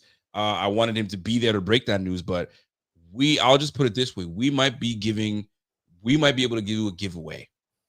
We might be able to give a giveaway and Bot and I are going to talk about how we're going to do this giveaway and how we're going to conduct it. But you might be able to get a chance to go to the Miami Dolphins game, because we might have. This is news to me. This is breaking news. Breaking news. So I know Jeff King wanted to share the event, but he still may be able to share this, but he may not be able to join us at the game because he's got some affairs that has come about. So he says, I'm willing to give up my ticket. And That, ladies and gentlemen, was the news. We will do find a way of how we're going to raffle that or bring that out there. And we're not going to say anything now because we got to talk about it, but it's breaking news. So maybe, just maybe, one of y'all will be joining myself, Bot, round table sports. Bro, it's gonna be litty. But let me get to what I'm saying. So you're out, you go to Barbill, and you see Josh merely sitting by himself, watching the game on the screen and just having a casual time. You know it's Josh. He knows that you see him. Do you approach? He's by himself. Do you approach and say, "Hey man, quick selfie? Hey man, can I slide this over? Can you just sign this for me? Big fan." No shot. Do you walk by first, trying to make the eye contact? If he makes it, hey, Josh Allen, do you mind signing? What are your thoughts? How do you approach this? Or do you leave him alone altogether? He's enjoying his meal. He wants to be alone. Let him be. There's absolutely no chance in hell I'm approaching him. Zero chance. He's by himself. This is your opportunity. You're right. And here's exactly how I'm handling it. He's by himself. And for once, he's probably enjoying a little bit of solitude. The guy can't get it anywhere. And I'm aware of that.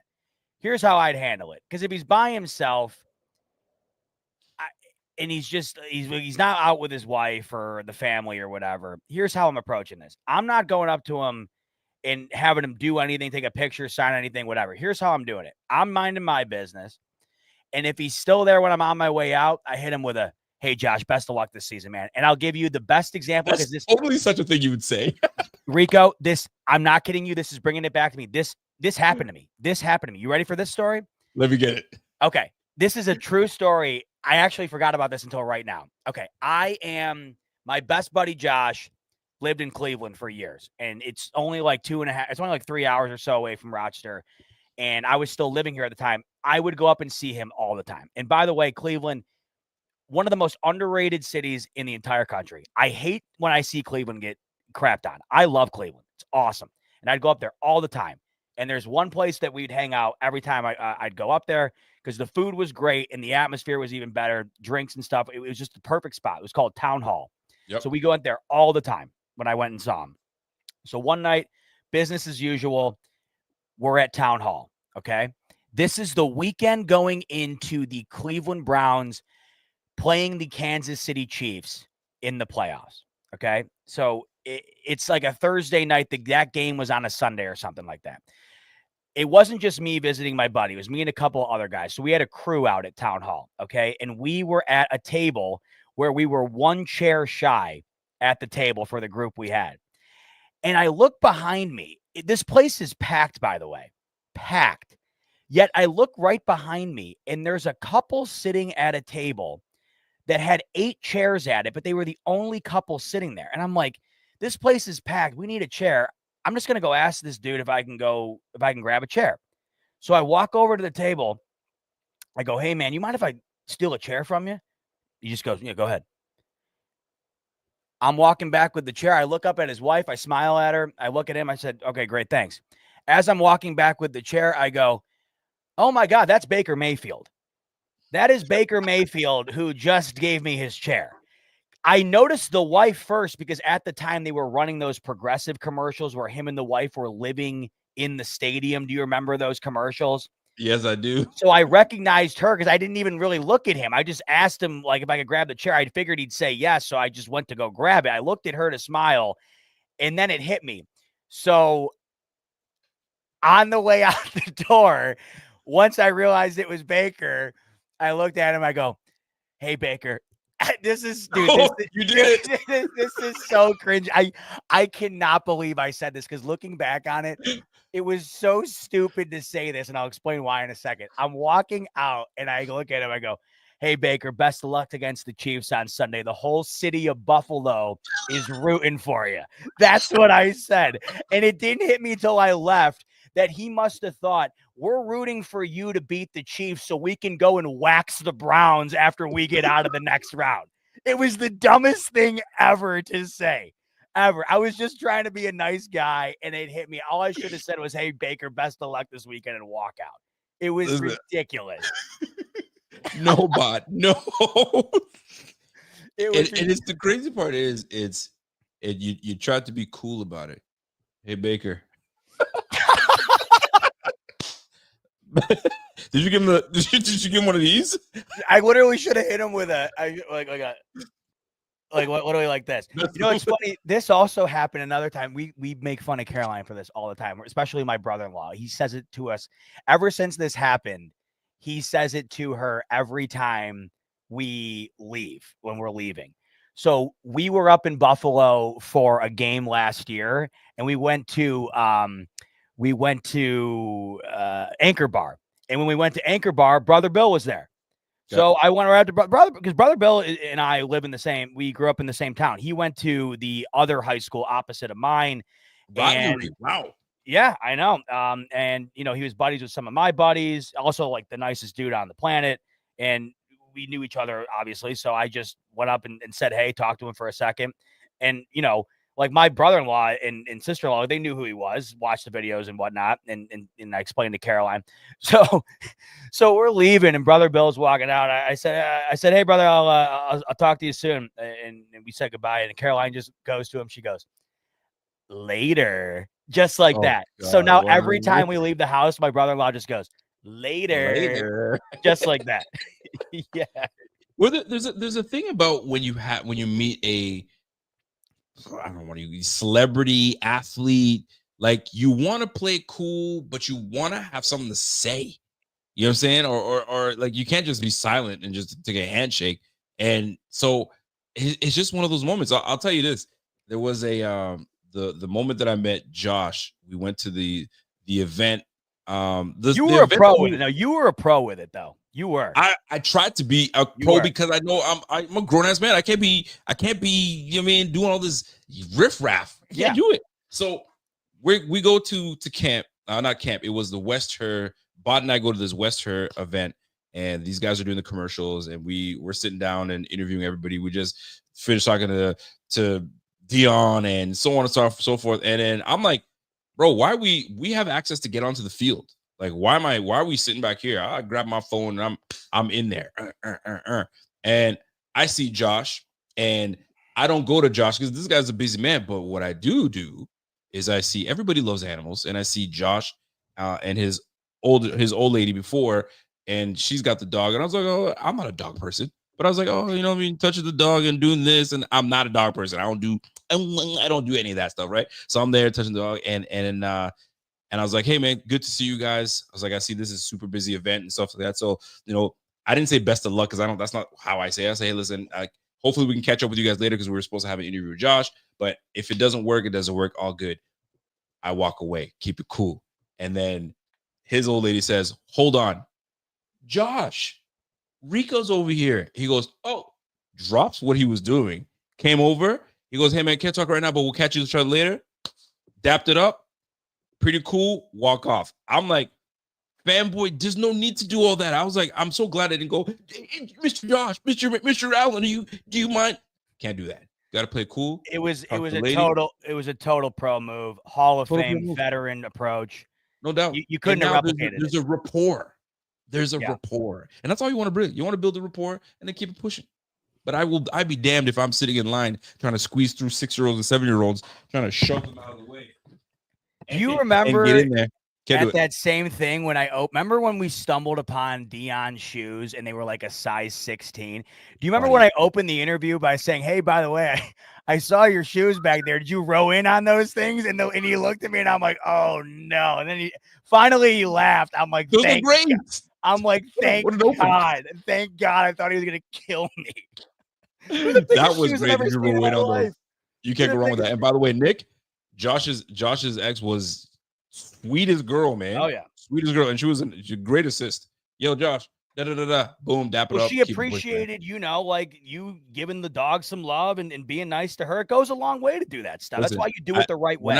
Let me tell you, quick story for anybody that's in sales right now. That's selling cars or whatever. I sold cars for 4 years, almost 4.5, 5 years, and husband and wife always come in together. And if you're anybody that knows anything about sales, and the husband usually is the one that does all the talking, but at the end of the day, who they got to go talk to? They got to go talk to the old lady. and say, hey, you feel good with that, babe? You think we could do that? Cool. So what I normally was accustomed to was husband is cool, but I got to get you on my side, which is the wifey. So this one guy comes in and they had a strategy. They purposely, and he ended up telling me at the end, he leaves and goes to the bathroom. So most salespeople would wait for the husband to get back and then start business. So I was like, well, he's over there. So why not start talking to the lady, already knowing that I need to get to her so we can get this whole thing done. So we talk for a good 10 minutes. He comes back in. He goes, I got to tell you something. We've been to 6 dealerships. This is the very first dealership that has acknowledged my wife and wanted to talk. We know what car we want. We just wanted the right salesperson. Let's wrap this thing up. One of my quickest deals I've ever made. How I made it? Got to talk to the old lady. Got to talk to the old lady, get that going, get some familiarity, you know what I'm saying, and build some rapport. Rapport is about, that's how it is. So these reporters that are out there, how they get good, like Mookie has great rapport with the players, and that's how he's able to do what he does. Sal, great rapport. You got to have great rapport. Now, who's that grumpy reporter from the Bills that not so much doesn't have a great rapport, and they're not a big fan of him? Oh, he just seems like a grumpy reporter. Where he got Josh Allen to give us the infamous, okay, that one. Was it him? There's one. Yeah, chat, you'll know it. I always Gary? forget. Not Jerry. No, yeah, John it is Jerry. No, it's Jerry. It's Jerry something. No, John Warrow. It's Warrow. That's not who I'm thinking of. But he's the one that's usually he's just like, he always great tough question, but he's not a guy that builds rapport. You know what's so funny though? The players want to go talk to that guy. I almost forget about that entirely because the Bills have been so good. It just feels like you never really hear anybody ask a negative question like anymore. I never hear it. I don't know. You gotta listen. We've got a really good media team. That team is legit, and there's great respect between player and them. It's all great. So I'm glad that you were able to go to camp. You're able to see some things now. Aside from camp, are there position battles that were being talked about amongst the fans that is buzzing? Is there one that there's momentum shifting where one guy was supposed to be the guy and there's a dark horse coming around the corner? Not necessarily. From what I was hearing, actually, no, there was one that I personally noticed. I referenced it earlier. I didn't get a chance to say it. I thought Mike White looked like the second best quarterback on the team today. Now, granted, it's just one practice session, right? But I just thought that he looked better than Trubisky today. Not to say he looks better than him on Sunday. I don't know. Right. You know, I thought Mike White looked like the second best quarterback on the roster today. Now, if we're talking about the battle for quarterback too, then once again, we're talking about the end of the season because we just all are aware of the reality of that situation. No doubt. But nonetheless, it's still the reality of the team. You have to have a quarterback too that you can at least have some trust in to keep you alive. Not to say, you know, Josh Allen gets sick or something and you need a guy for a game. Like you want to feel at least somewhat confident in it. And just from my personal experience today, I thought that Mike White looked like he was the second best out on the football field. Good day on the rock around. Yeah. You had a good day today. I got to make a bold take here. I haven't seen anything yet, but I'm just based on what I'm reading and seeing, and we're keeping 6 receivers. Caden Prather is near the end. Curtis Samuel, Laviska Shenault. I wonder if there's a scenario that Shenault, Caden Prather bump Curtis Samuel off this roster. Yeah. Do you think that's possible? I don't know because Samuel's contract's 3 years. Yeah, it's right? Financially, it's not great. Yeah. And let's not forget Tyrell Shavers. Thank you, Robert Kane. And Tyrell Shavers being there. But plus you just drafted Prather. I saw make a play today that I like. Listen, this is what I'm talking about. So I'm trying to wonder. I'm figuring out where there could be an opening for somebody on this receiver room, because receiver 6 is probably what's going to be available unless things get shaken up with Curtis Samuel. So we go Keon, Shakir, Elijah, Palmer, and then you're opening. Then you're in the Curtis Samuel territory, the Prather, Shenault. That's right. Hamler. Financially, I just saw Signified mention this too, and it's a good point. Like, even if Mike White was better today, the investment into Mitch Trubisky being quarterback too will probably prevail because the investment has already been made. And I do think that as backup quarterbacks go, in terms of body type and the ability to move, Mitch Trubisky is probably the best simulation of Josh Allen you could have at quarterback too. But in terms of this wide receiver spot, the thing is I feel like Elijah Moore was brought in to be what Curtis Samuel was brought in to be. This is why I think that this conversation you're sort of bringing up here could be had. Because if Elijah Moore is, what Curtis Samuel was supposed to be, the speedster and getting the ball upfield, then there's potential. I do want to shine light, however, on the fact that Curtis Samuel really seemed to be hitting his stride late last year. We didn't see a whole lot early. So when you talk about the money there, the contract, and then you talk about what you saw last year. I mean, he had a massive play against the Broncos. That was like a 60-yard touchdown. And he was involved noticeably towards the end of the year. I'm not willing to write off Curtis Samuel just yet because I do think he was impactful towards the end of last year. But it is interesting the point you're bringing up, because how many are they going to keep and who ends up being the guy on the chopping block is going to be interesting. I'm looking forward to seeing a lot of these position battles, and that's why I can't wait for the Pats to come on, because that's when you really tell who's soft and who's not, and who's ready to get after it and make this squad. Because, like, bro, this team is so damn talented everywhere. Yeah. There's very little margin for error. You got to be on point at all times. And I just hope that everybody stays healthy. We're good, but it should be really fun to see how it all shakes out at the end. But we'll see, man. We'll see. I mean, we got a good roster. I really feel great about this roster, man. Totally. So we'll just have to see how that all shakes out. Let me just hit a couple of these super chats that we got in here. So first comment came out. It was, did y'all see the Dolphins try to sign Rasul Douglas? And he said no. I mean, they gave me the job. The only thing on the Dolphins I can focus on this week is Tua's comments on Tyreek Hill. That was wild to me. Whoa, what do you say?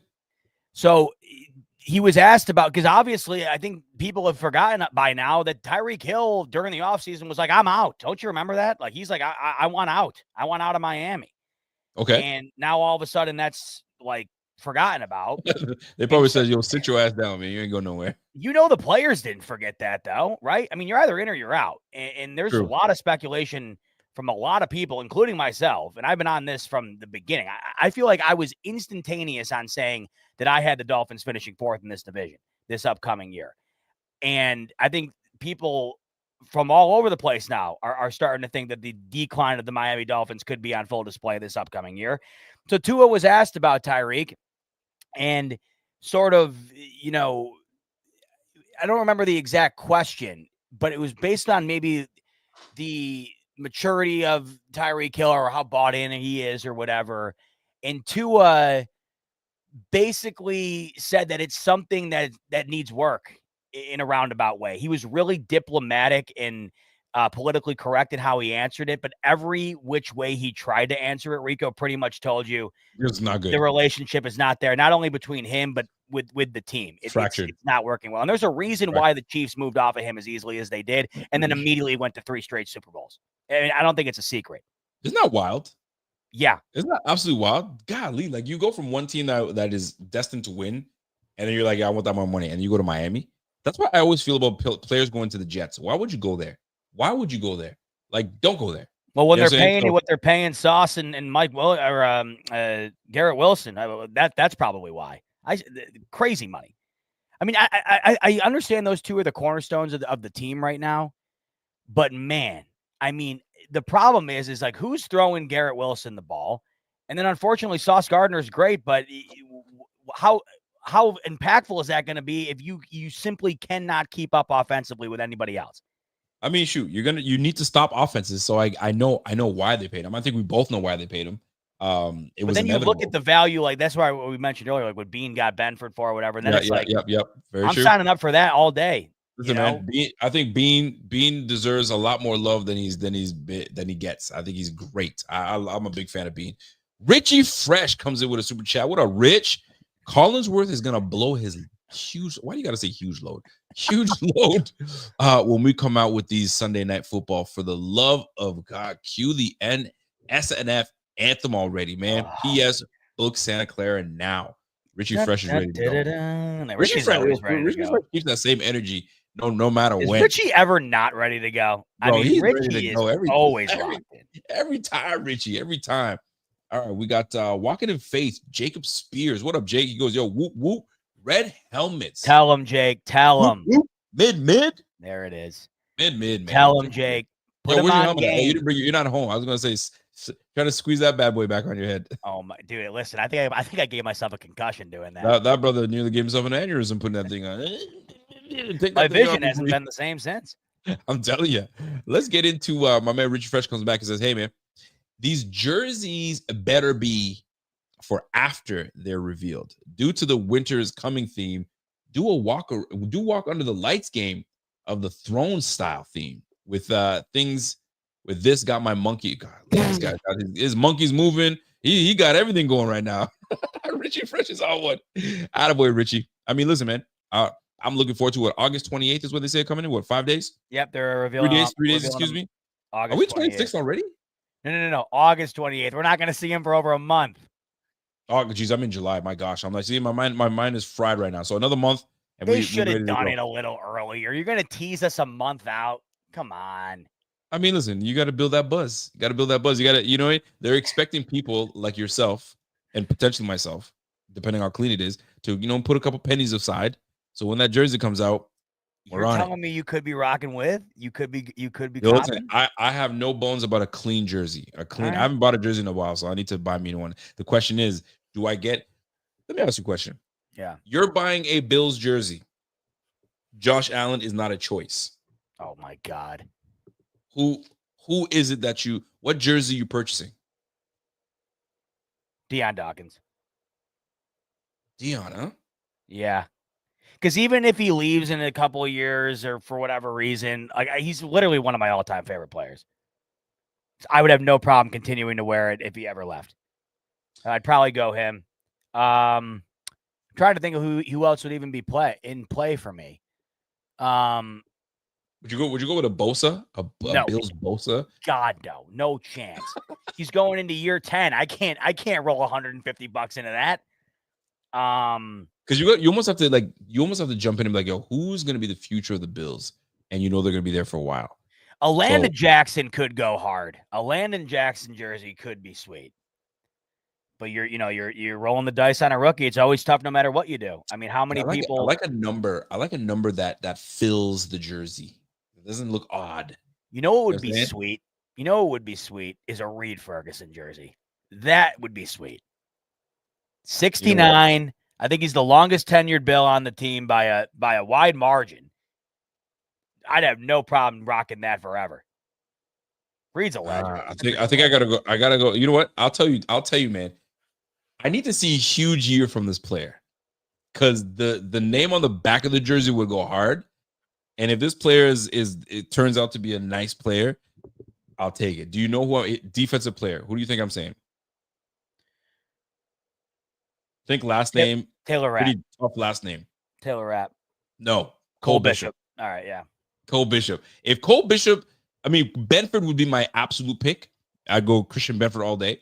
But if it was somebody young and that could be on the come up, can be a tough time, big time player, Cole Bishop. You know what I mean? Because anytime I hear the name Bishop, I think of the movie Juice, and you think of Bishop, bro, I got to put that on there. It's good to go. You're ready. You know what would be also sweet is Keon. I mean, the number 0 is just Coleman. So clean. Coleman would be nice too. You're not lying. You ain't lying. Kincaid would have been cool too, but I don't know about Kincaid just yet. I am not ready yet. Teddy says, yo, Cook's comments are not out of pocket at all. He said nothing disrespectful, and I absolutely agree. You're not wrong at all about that. Totally agree. Teddy, by the way, 52 months member for Teddy, by the way. Appreciate you. You know what? I listen, I told you guys I was going to get my bell back. We back, baby. The bell is back, baby. The bell is back, baby. The bell is back, baby. So yeah, let's go, my man, Led Robster. We haven't seen Led Robster in a minute. What up, Led? I know, it's good to see him. He's getting excited. That's why. I'm sure he is. I'm happy to pay a player for breaking records. The only reason people hate spending is the fear of buyer's remorse, which is absolutely true. We have one more year to see if it's a line or him. If it's the line or him, BF is the best channel on what. Hit it. Big love. Big. You know what? Let me give you one of these. Oh, yeah. Let me give you one of these instead right now. Let's go. All right. Let's keep it moving because I'm gonna say this. We were talking about GMs earlier, and I don't know why Jerry Jones. We were talking about the Dallas Cowboys. Oh my God. Slightly. Jerry Jones said there's 4 phases to football. Did you hear this? No, I was too infatuated with the comment with Micah Parsons. I just can't get over it. It's like clockwork with these guys. My man said there's 4 phases to football. Everyone knows there's 3 phases to football. What do you think he said was a 4th phase? And I kind of low-key rock with it. He said offense, defense, special teams, marketing. You know what? He said marketing. I said, you know what? This is another phase of football, baby. He's one of the greatest marketers of all time. Of all time. I mean, He might be the best of all time. The NFL would not be what it is currently if not for Jerry Jones. It's not this. The problem is he can't GM to save his life, but he can market as good as anybody that has ever walked the planet. So that's hilarious that he said that.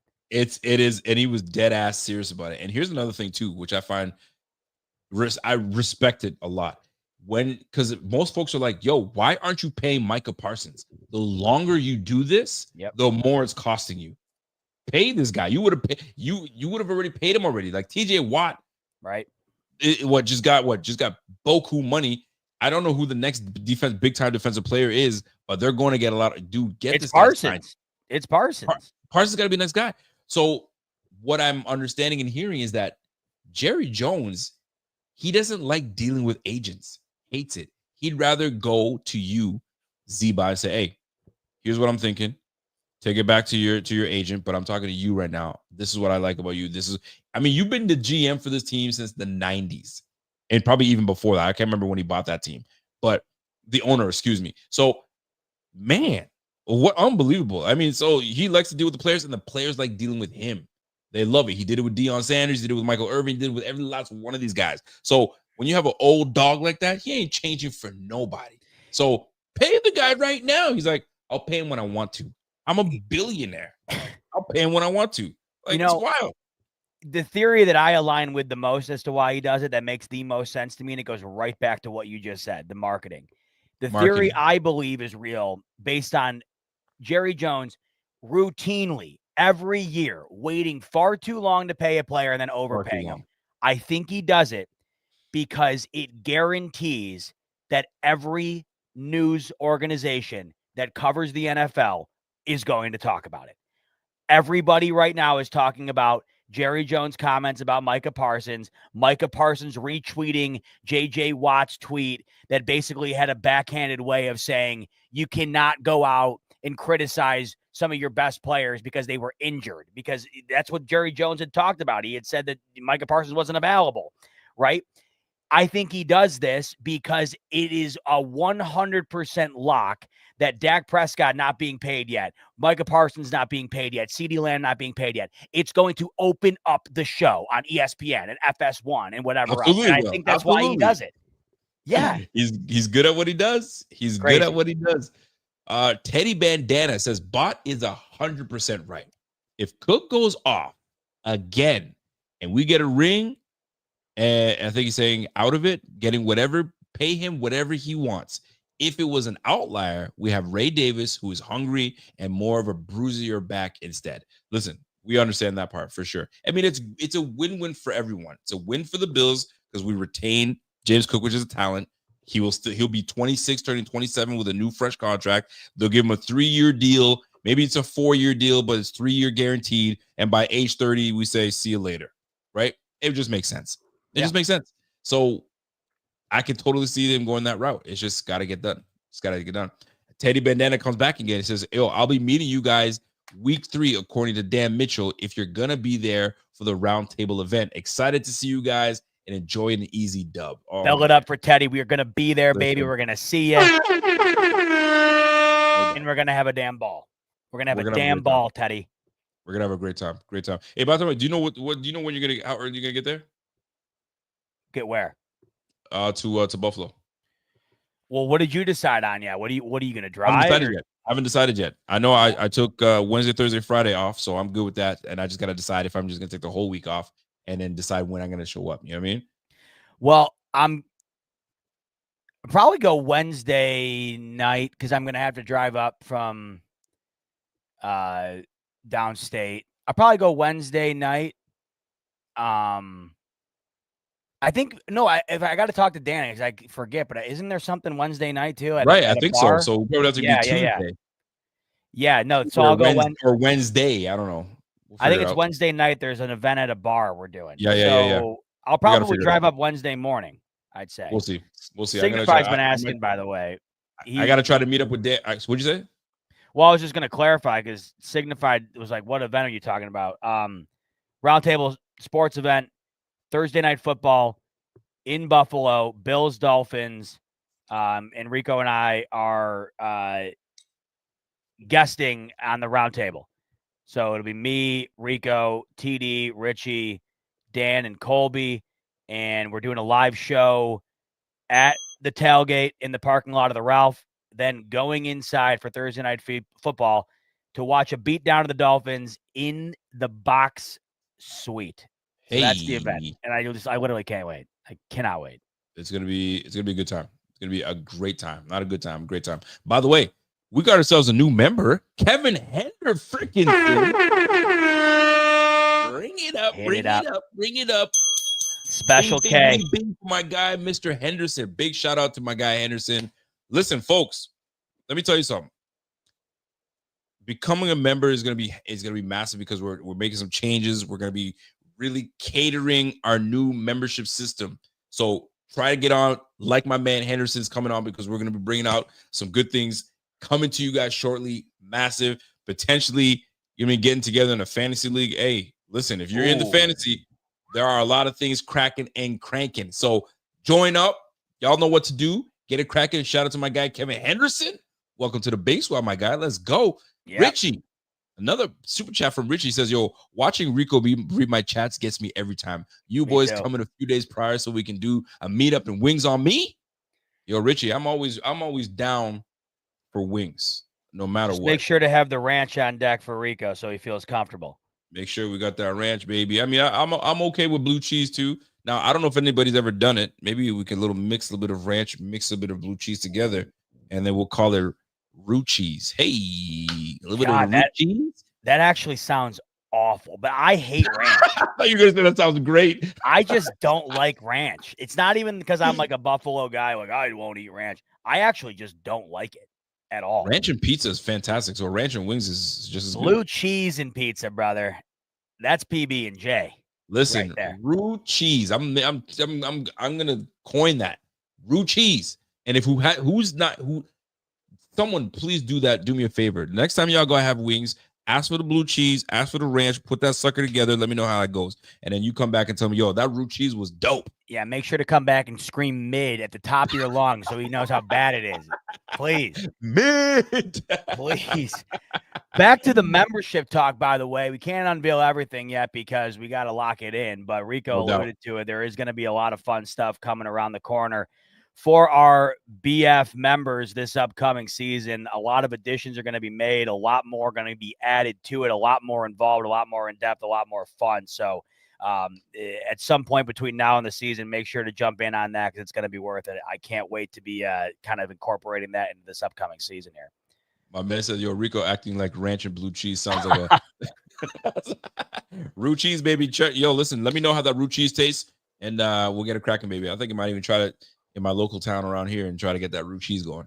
Roux cheese! The ranch up where you're, or the blue cheese, and here's the problem, by the way. The blue cheese, unless you go to a legitimate wing joint, like the second that they bring out a prepackaged blue cheese, I'm out. I don't care how great those wings are. Oh. Yeah, if those wings are like Michelin star. If you're hitting me up on the side with prepackaged blue cheese or not homemade blue cheese, I'm walking. It's immediately going to ruin the experience. I mean, some prepackaged blue cheese might be so fire that, listen, it's that good. That's how we do it. I mean, in-house is super dope too. It's fresh, ready to go. But I mean, I ain't hating on prepackaged blue cheese. I'm not either. If I'm at home, you can't be rolling it out at the restaurant, in my opinion. You know what I mean? That's how I see it. My man said Ken's Cannonball blue cheese bot. I like Ken's. I do. I like it. But the homemade blue cheese or an authentic one like Rudy's, that's what you need. That's what you complement the wings with the best. You can't be getting this like Rudy's. You can't. I don't want the Rudy's is phenomenal. So, but Rudy's isn't prepackaged. That's still like a homemade local blue cheese. I'm talking about like the national. You roll it out, you get it from the box. I get like you. All these condiments. I'd much rather have the authentic stuff. My man Led Robster says, 8 months, baby. By the way, I will be going to both the Ohio State home opener and the Bills home opener. Damn. Life is good, Wait, home dude. opener, man. There's nothing greater than a good home opener. So good. You want to talk about a great home, Rico? Do you understand? Ohio State's opening the year against Texas. That might be the best opening year. That might be the best opening season game in like the last decade. Led Robster, jealous, dude. That's gonna be nuts. Arch Manning at the shoe. Oh man. Led, you got it, man. If you said Texas and Ohio State opening up, that's gonna be massive, bro. Damn. And which college stadium has the biggest stadium that has the most capacity? Is it Michigan? Yeah, so the Big House is one. I think Penn State's 2 at 107,000. I'd have to. I know Michigan's 1. I'd have to look up the rest. But like, I think at least 3 or 4 of them are in the Big Ten. That's gonna be fun. I'm excited for that. Yeah, it's crazy. By the way, my man Big Mike says, buttermilk, sour cream, mayonnaise, salt, white pepper, blue chuck, buckles in the base of any good blue cheese. Listen, I know nothing about that, but I'm all about that roux cheese right now. All right, whatever that is. I mean, you know what? There's gonna be some sickos out there who's gonna love that. By the way, you might need to get in on that because there's gonna be some people. Oh yeah, there's people out there that. I'll tell you right now, you might like it. I might get you on the blue cheese after we go to Arby's. We'll get some wings at that blue cheese, and we get. we're gonna need to hit the restroom immediately after. Is what we're gonna need to do. We're gonna have to hit the rest stop on the side of the highway instantly.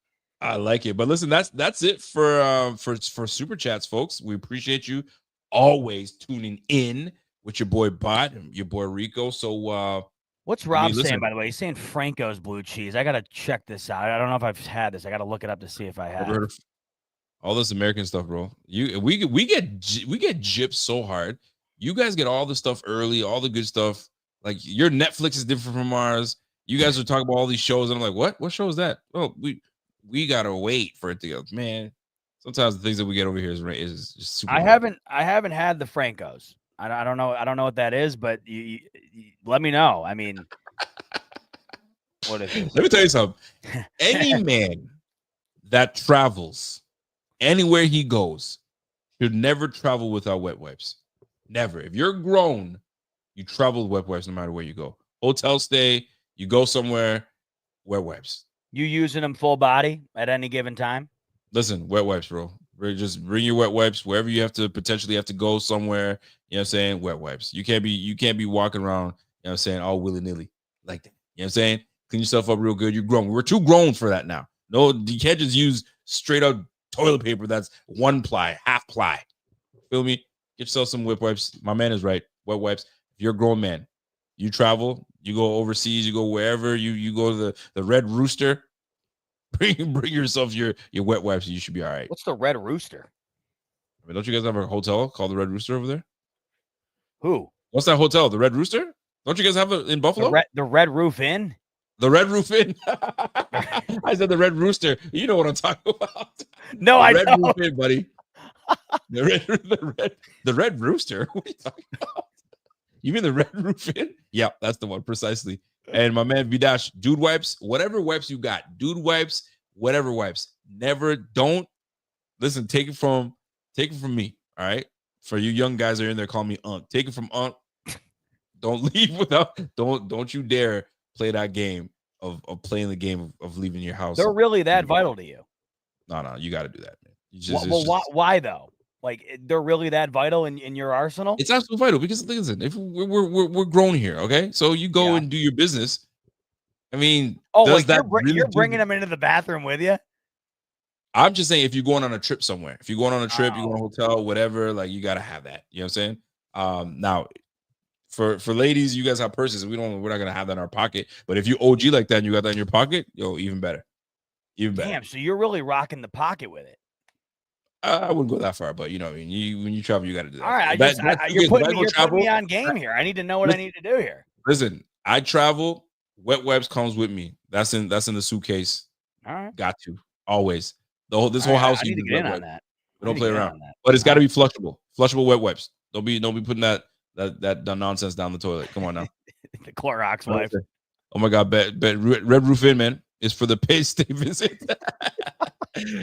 That's what I'm talking about, man. Rico, I'm struggling. What's the website to become a member? Oh, my bad, man. Supportbf.com. Go to supportbf.com. I think he's talking about the YouTube one, though. You can do that right here, YouTube right? One. Yeah, it's right at the bottom. It's right at the bottom. If you look at the bottom, we can't see it because we're on a different thing here. Let me see. Richie, I think you got to do it on a computer, if I'm not mistaken. I think.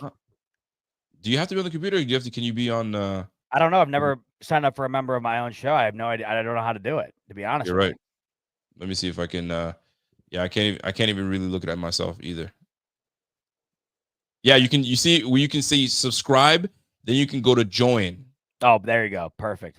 So once you hit that join, and then you have your badges. You can go. So we got two. We got the Fanatics or the Fanatic Lifers. You know what I'm saying? For those that show love and that love us. I mean, listen, we always say this. It is always appreciated, but never expected from you guys. You know what I mean? We love it, but we're not sitting here going, you gotta. If you only reason we're bringing it up to that point, Rico, is because we're going to be adding some stuff to the memberships that we think you guys will really enjoy. That's why we're and when you do that, you have that, you can get that little marker by your name as well. So you know how that goes. So which I like, by the way, because speaking of that, I was put on to something today that I didn't know existed. The Counter-Strike market. Are you aware of this? The game Counter-Strike and the market within it? Counter-Strike, I am familiar, but the market, no. I mean, my buddy was telling me today that there's some like weapons in the game that are worth like hundreds of thousands of dollars that people actually pay to own these things. He said that there was a gun on the game that sold for $1.6 million. A virtual like weapon for the game. Yo, people got money to spend. People got money to spend. I didn't even know this existed.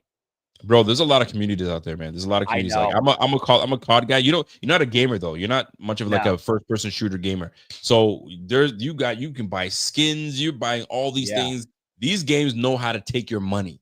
I think there was a skins for a Diddy. You could run around acting like you Diddy. You know what I'm saying? You shooting around and your gun was like baby oil. I think something stupid, but people will pay for that. Packages, bro. It's nuts, man. I actually paid for a skin one time. For those that played Call of Duty, I was with the big black dude that was just muscled up and ready to go. I was running around with that dude, man. It's crazy. The communities are absolutely massive, bro. No joke. It's ridiculous. I know. I love how you still remember the one skin you bought because it's still haunting you. You're like, damn it. They got my ass. They got me. Actually, there was another one. I was running around as Bopa. Who was it? Bogpa, a soccer player, and he had a French accent. All that. In COD. And COD, man, bro, you'd be surprised. There was Rihanna was one of them. It's getting stupid now. You're running around with some dumb skins, but people will pay. You want to get the best gun? They'll give you all the attachments and stuff. You gotta pay. That's how they get you. I haven't played since Black Ops 2, so I don't know. God. I have no clue. You're lost, kid. My man Tony Legends. I said my wife's son and I will be at the week 3 game from Vegas. Wow. Hopefully we'll run into our BF crew at Tailgate. We'll listen to you all the time. Fam, we are going to hold on. Let me give you some love.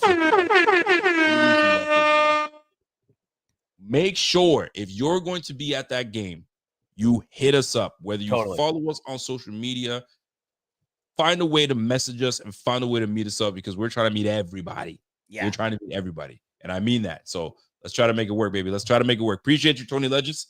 No doubt. Big time. No doubt. Everybody hit us up because it's going to be that type of night. I mean, we're just going to be with a crew. So make sure to do it. I'll tell you, I got to say this. I think Seth Rogen is the worst actor ever. That's one. If somebody told me Seth Rogen is going to be in a movie, I'm out. What about the early stuff? That's the one actor that I'm like, I'm good. Wait a minute.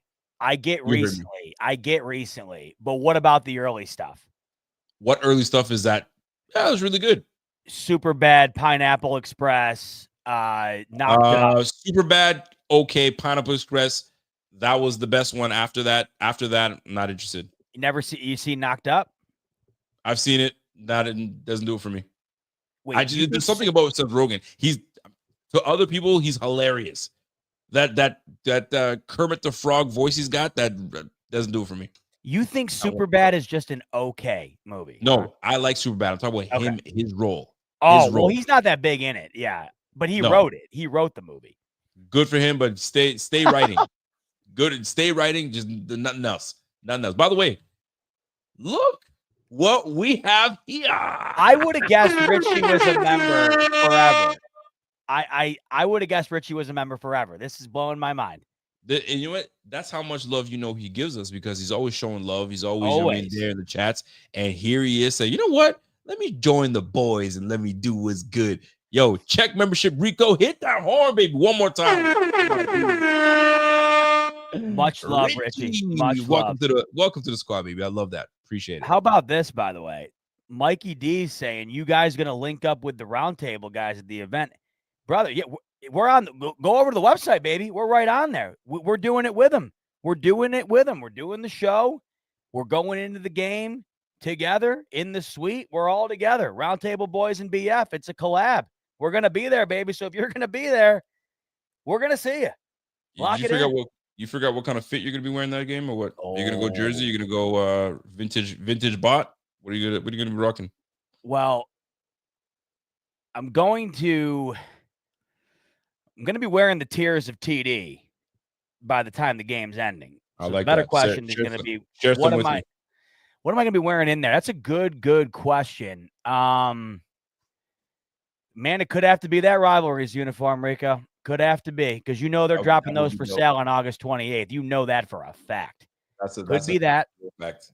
What about you? Are you thinking about busting out? I haven't decided yet. I don't know if I'm going to go. If I'm going to be, depending on what the weather's going to be like. I mean, we're still in September, so it's still going to be nice.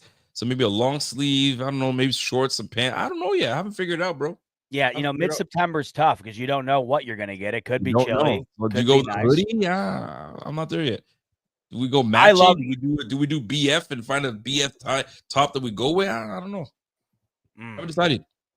We could. Yeah, no, we could. But either way, it's going to be fire. I'm going to be wearing something nice. No doubt about it. Big Michael was like, oh, snap. Y'all are going? Yep. Has Z-Bot roast his ass all game long, bro. If Z-Bot don't get him, I'm going to get his ass. So it's going to be on. It is actually going to be on. Bart, were you at the Niners game, snow game last year in Zubaz? I swear I seen you in section 137. That was me. That was 100% me, BBM. I had on my Zubaz overalls. Section 137. Shout out my main man, Donnie, who hooked the tickets up for me and my dad. 137. That game was a ball and a half. Oh, my God, what a blast that game was. They rolled the Niners like no one's business. Allen had the Triple Crown touchdowns that night. It was snowing like a mother. And, yep, I had my Zubaz overalls on. Yep. That was me. Zubaz. I'll tell you right now, man. There's a lot of things I'll rock. Zubaz will never be one of them. Dude, I just can't do it. I get it. But the Zubaz overalls. Even saying Zubaz is cringe-worthy. I think we need to get you in a pair of Zubaz. You know who's got these is Stydoc. He's got the Zubaz spandex. You can wear those at the event week 3. How about that? Wow, that'd be wild. That would be wild. Something's not right. Blink twice if not right. You see me blinking like crazy. It ain't me. It ain't you. All right. Well, Bob, what else you got, brother? You good? Rico texted me before the show. He says, thoughts on an hour tonight? I said, lock it in. We're only doing an hour. And that's 2 hours and 23 minutes in the books on a Friday night. Right. Oh, I my actually laughed God. out loud when you put that. I was like, who am I kidding? The problem is you can't do anything in an hour. I look up there and I'm like, dude, we haven't even done anything. Like it's so hard to do. With our community, it's hard to. Definitely, like we I don't like, want to make it that either. It's so hard to, like, you got to change everything up to do that, you know? Yeah. Like we like rocking with you guys, man. So it's hard. I always say, yo, let's just get in and out. And sometimes it's too difficult to do that. So camp is no longer tomorrow. Obviously, they're going to be off tomorrow, but then they're back again on Sunday. And I think the pads on Monday. Is that how it's going to work out? That's what I'm hearing. So that's what we're looking for. So hopefully we can kind of give you guys some updates by then. So enjoy the day off tomorrow. And I'll tell you right now, I was talking to my man James Kehoe. I hope he's listening right now. James and I were talking, and he was like, "Man, it'd be so sweet to for you guys to do a show and talk about camp." I was like, you know how hard it is to talk about camp. Camp is tough because you're not physically there, right? Because you're saying, hey, you guys should cover camp like you guys cover the draft. I was like, the draft, at least you have all season long to watch film and watch whoever and so on and so forth. So you can form your opinion. On camp, you're forming your opinion off somebody else's opinion. And it's tough because now you're like, okay, Sal said this and that guy said that and that guy tweeted this and there was a clip that said that. The only way to combat that is to go to camp. So maybe next year we have to make that thing ring. You know what I'm saying? And go out. You thinking about camping it down? You know what I mean? Either next year or the year after that, who knows, man? It'd be nice to do it after a Super Bowl win this year and then go into the next offseason coming back. Oh my God! First camp back after a bowl win, Rico. I mean, they might have to practice. They might have to practice in the stadium for the amount of people that are going to want to show up to that. I'll tell you right now, it'd be hot. You got a MVP quarterback coming into this offseason. There's already a huge buzz. Next year, he wins the whole thing. You got the whole squad coming through, bro. That'd be sick. Too sick. Going into a new season. Sign me the F up. What do you say, Rico? 2.5 in the books on a Friday night. James Mountain Man saying, let's do it. And that's it. I'm in too. I'm always in. And I'm in again to talk to you Monday when those pads come on. That's it, buddy. Listen, what we see. That's it. 1,000 in the chat right now. We have a few. So you have several hundred that are on Twitter right now. We got over 100 right now, 150 on YouTube. And then, you know what I mean? We got the Twitter popping, right? We love to see it, folks. We appreciate you. And we'll get it going. Listen, man. Rico and Bot sharing a dorm. Yo, dorm life. What? I love that they do that. I think it's so fun. I think it's got to be a blast for the guys. Yeah, man. Give us the dorm. Let us rock. Get those turkey burgers in our system and call it a day, baby. Call it a day, folks. That is our time. Cue that music from my guy. Oh, yes, sir. A little rock and roll to cue us out. Speaking of rock and roll, rest in peace, Ozzy. I'd play a little Sabbath right now if I had the ability to do so without getting striked. But RIP to the legend. Have a great weekend, folks. 3 days of camp in the books. Bills off tomorrow, back Sunday. Pads on Monday. We'll be with you back next week to talk all about it. But in the meantime, we appreciate each and every one of you hanging on a Friday night, and we will talk soon. Much love as always, and go Bills. Go Bills, baby.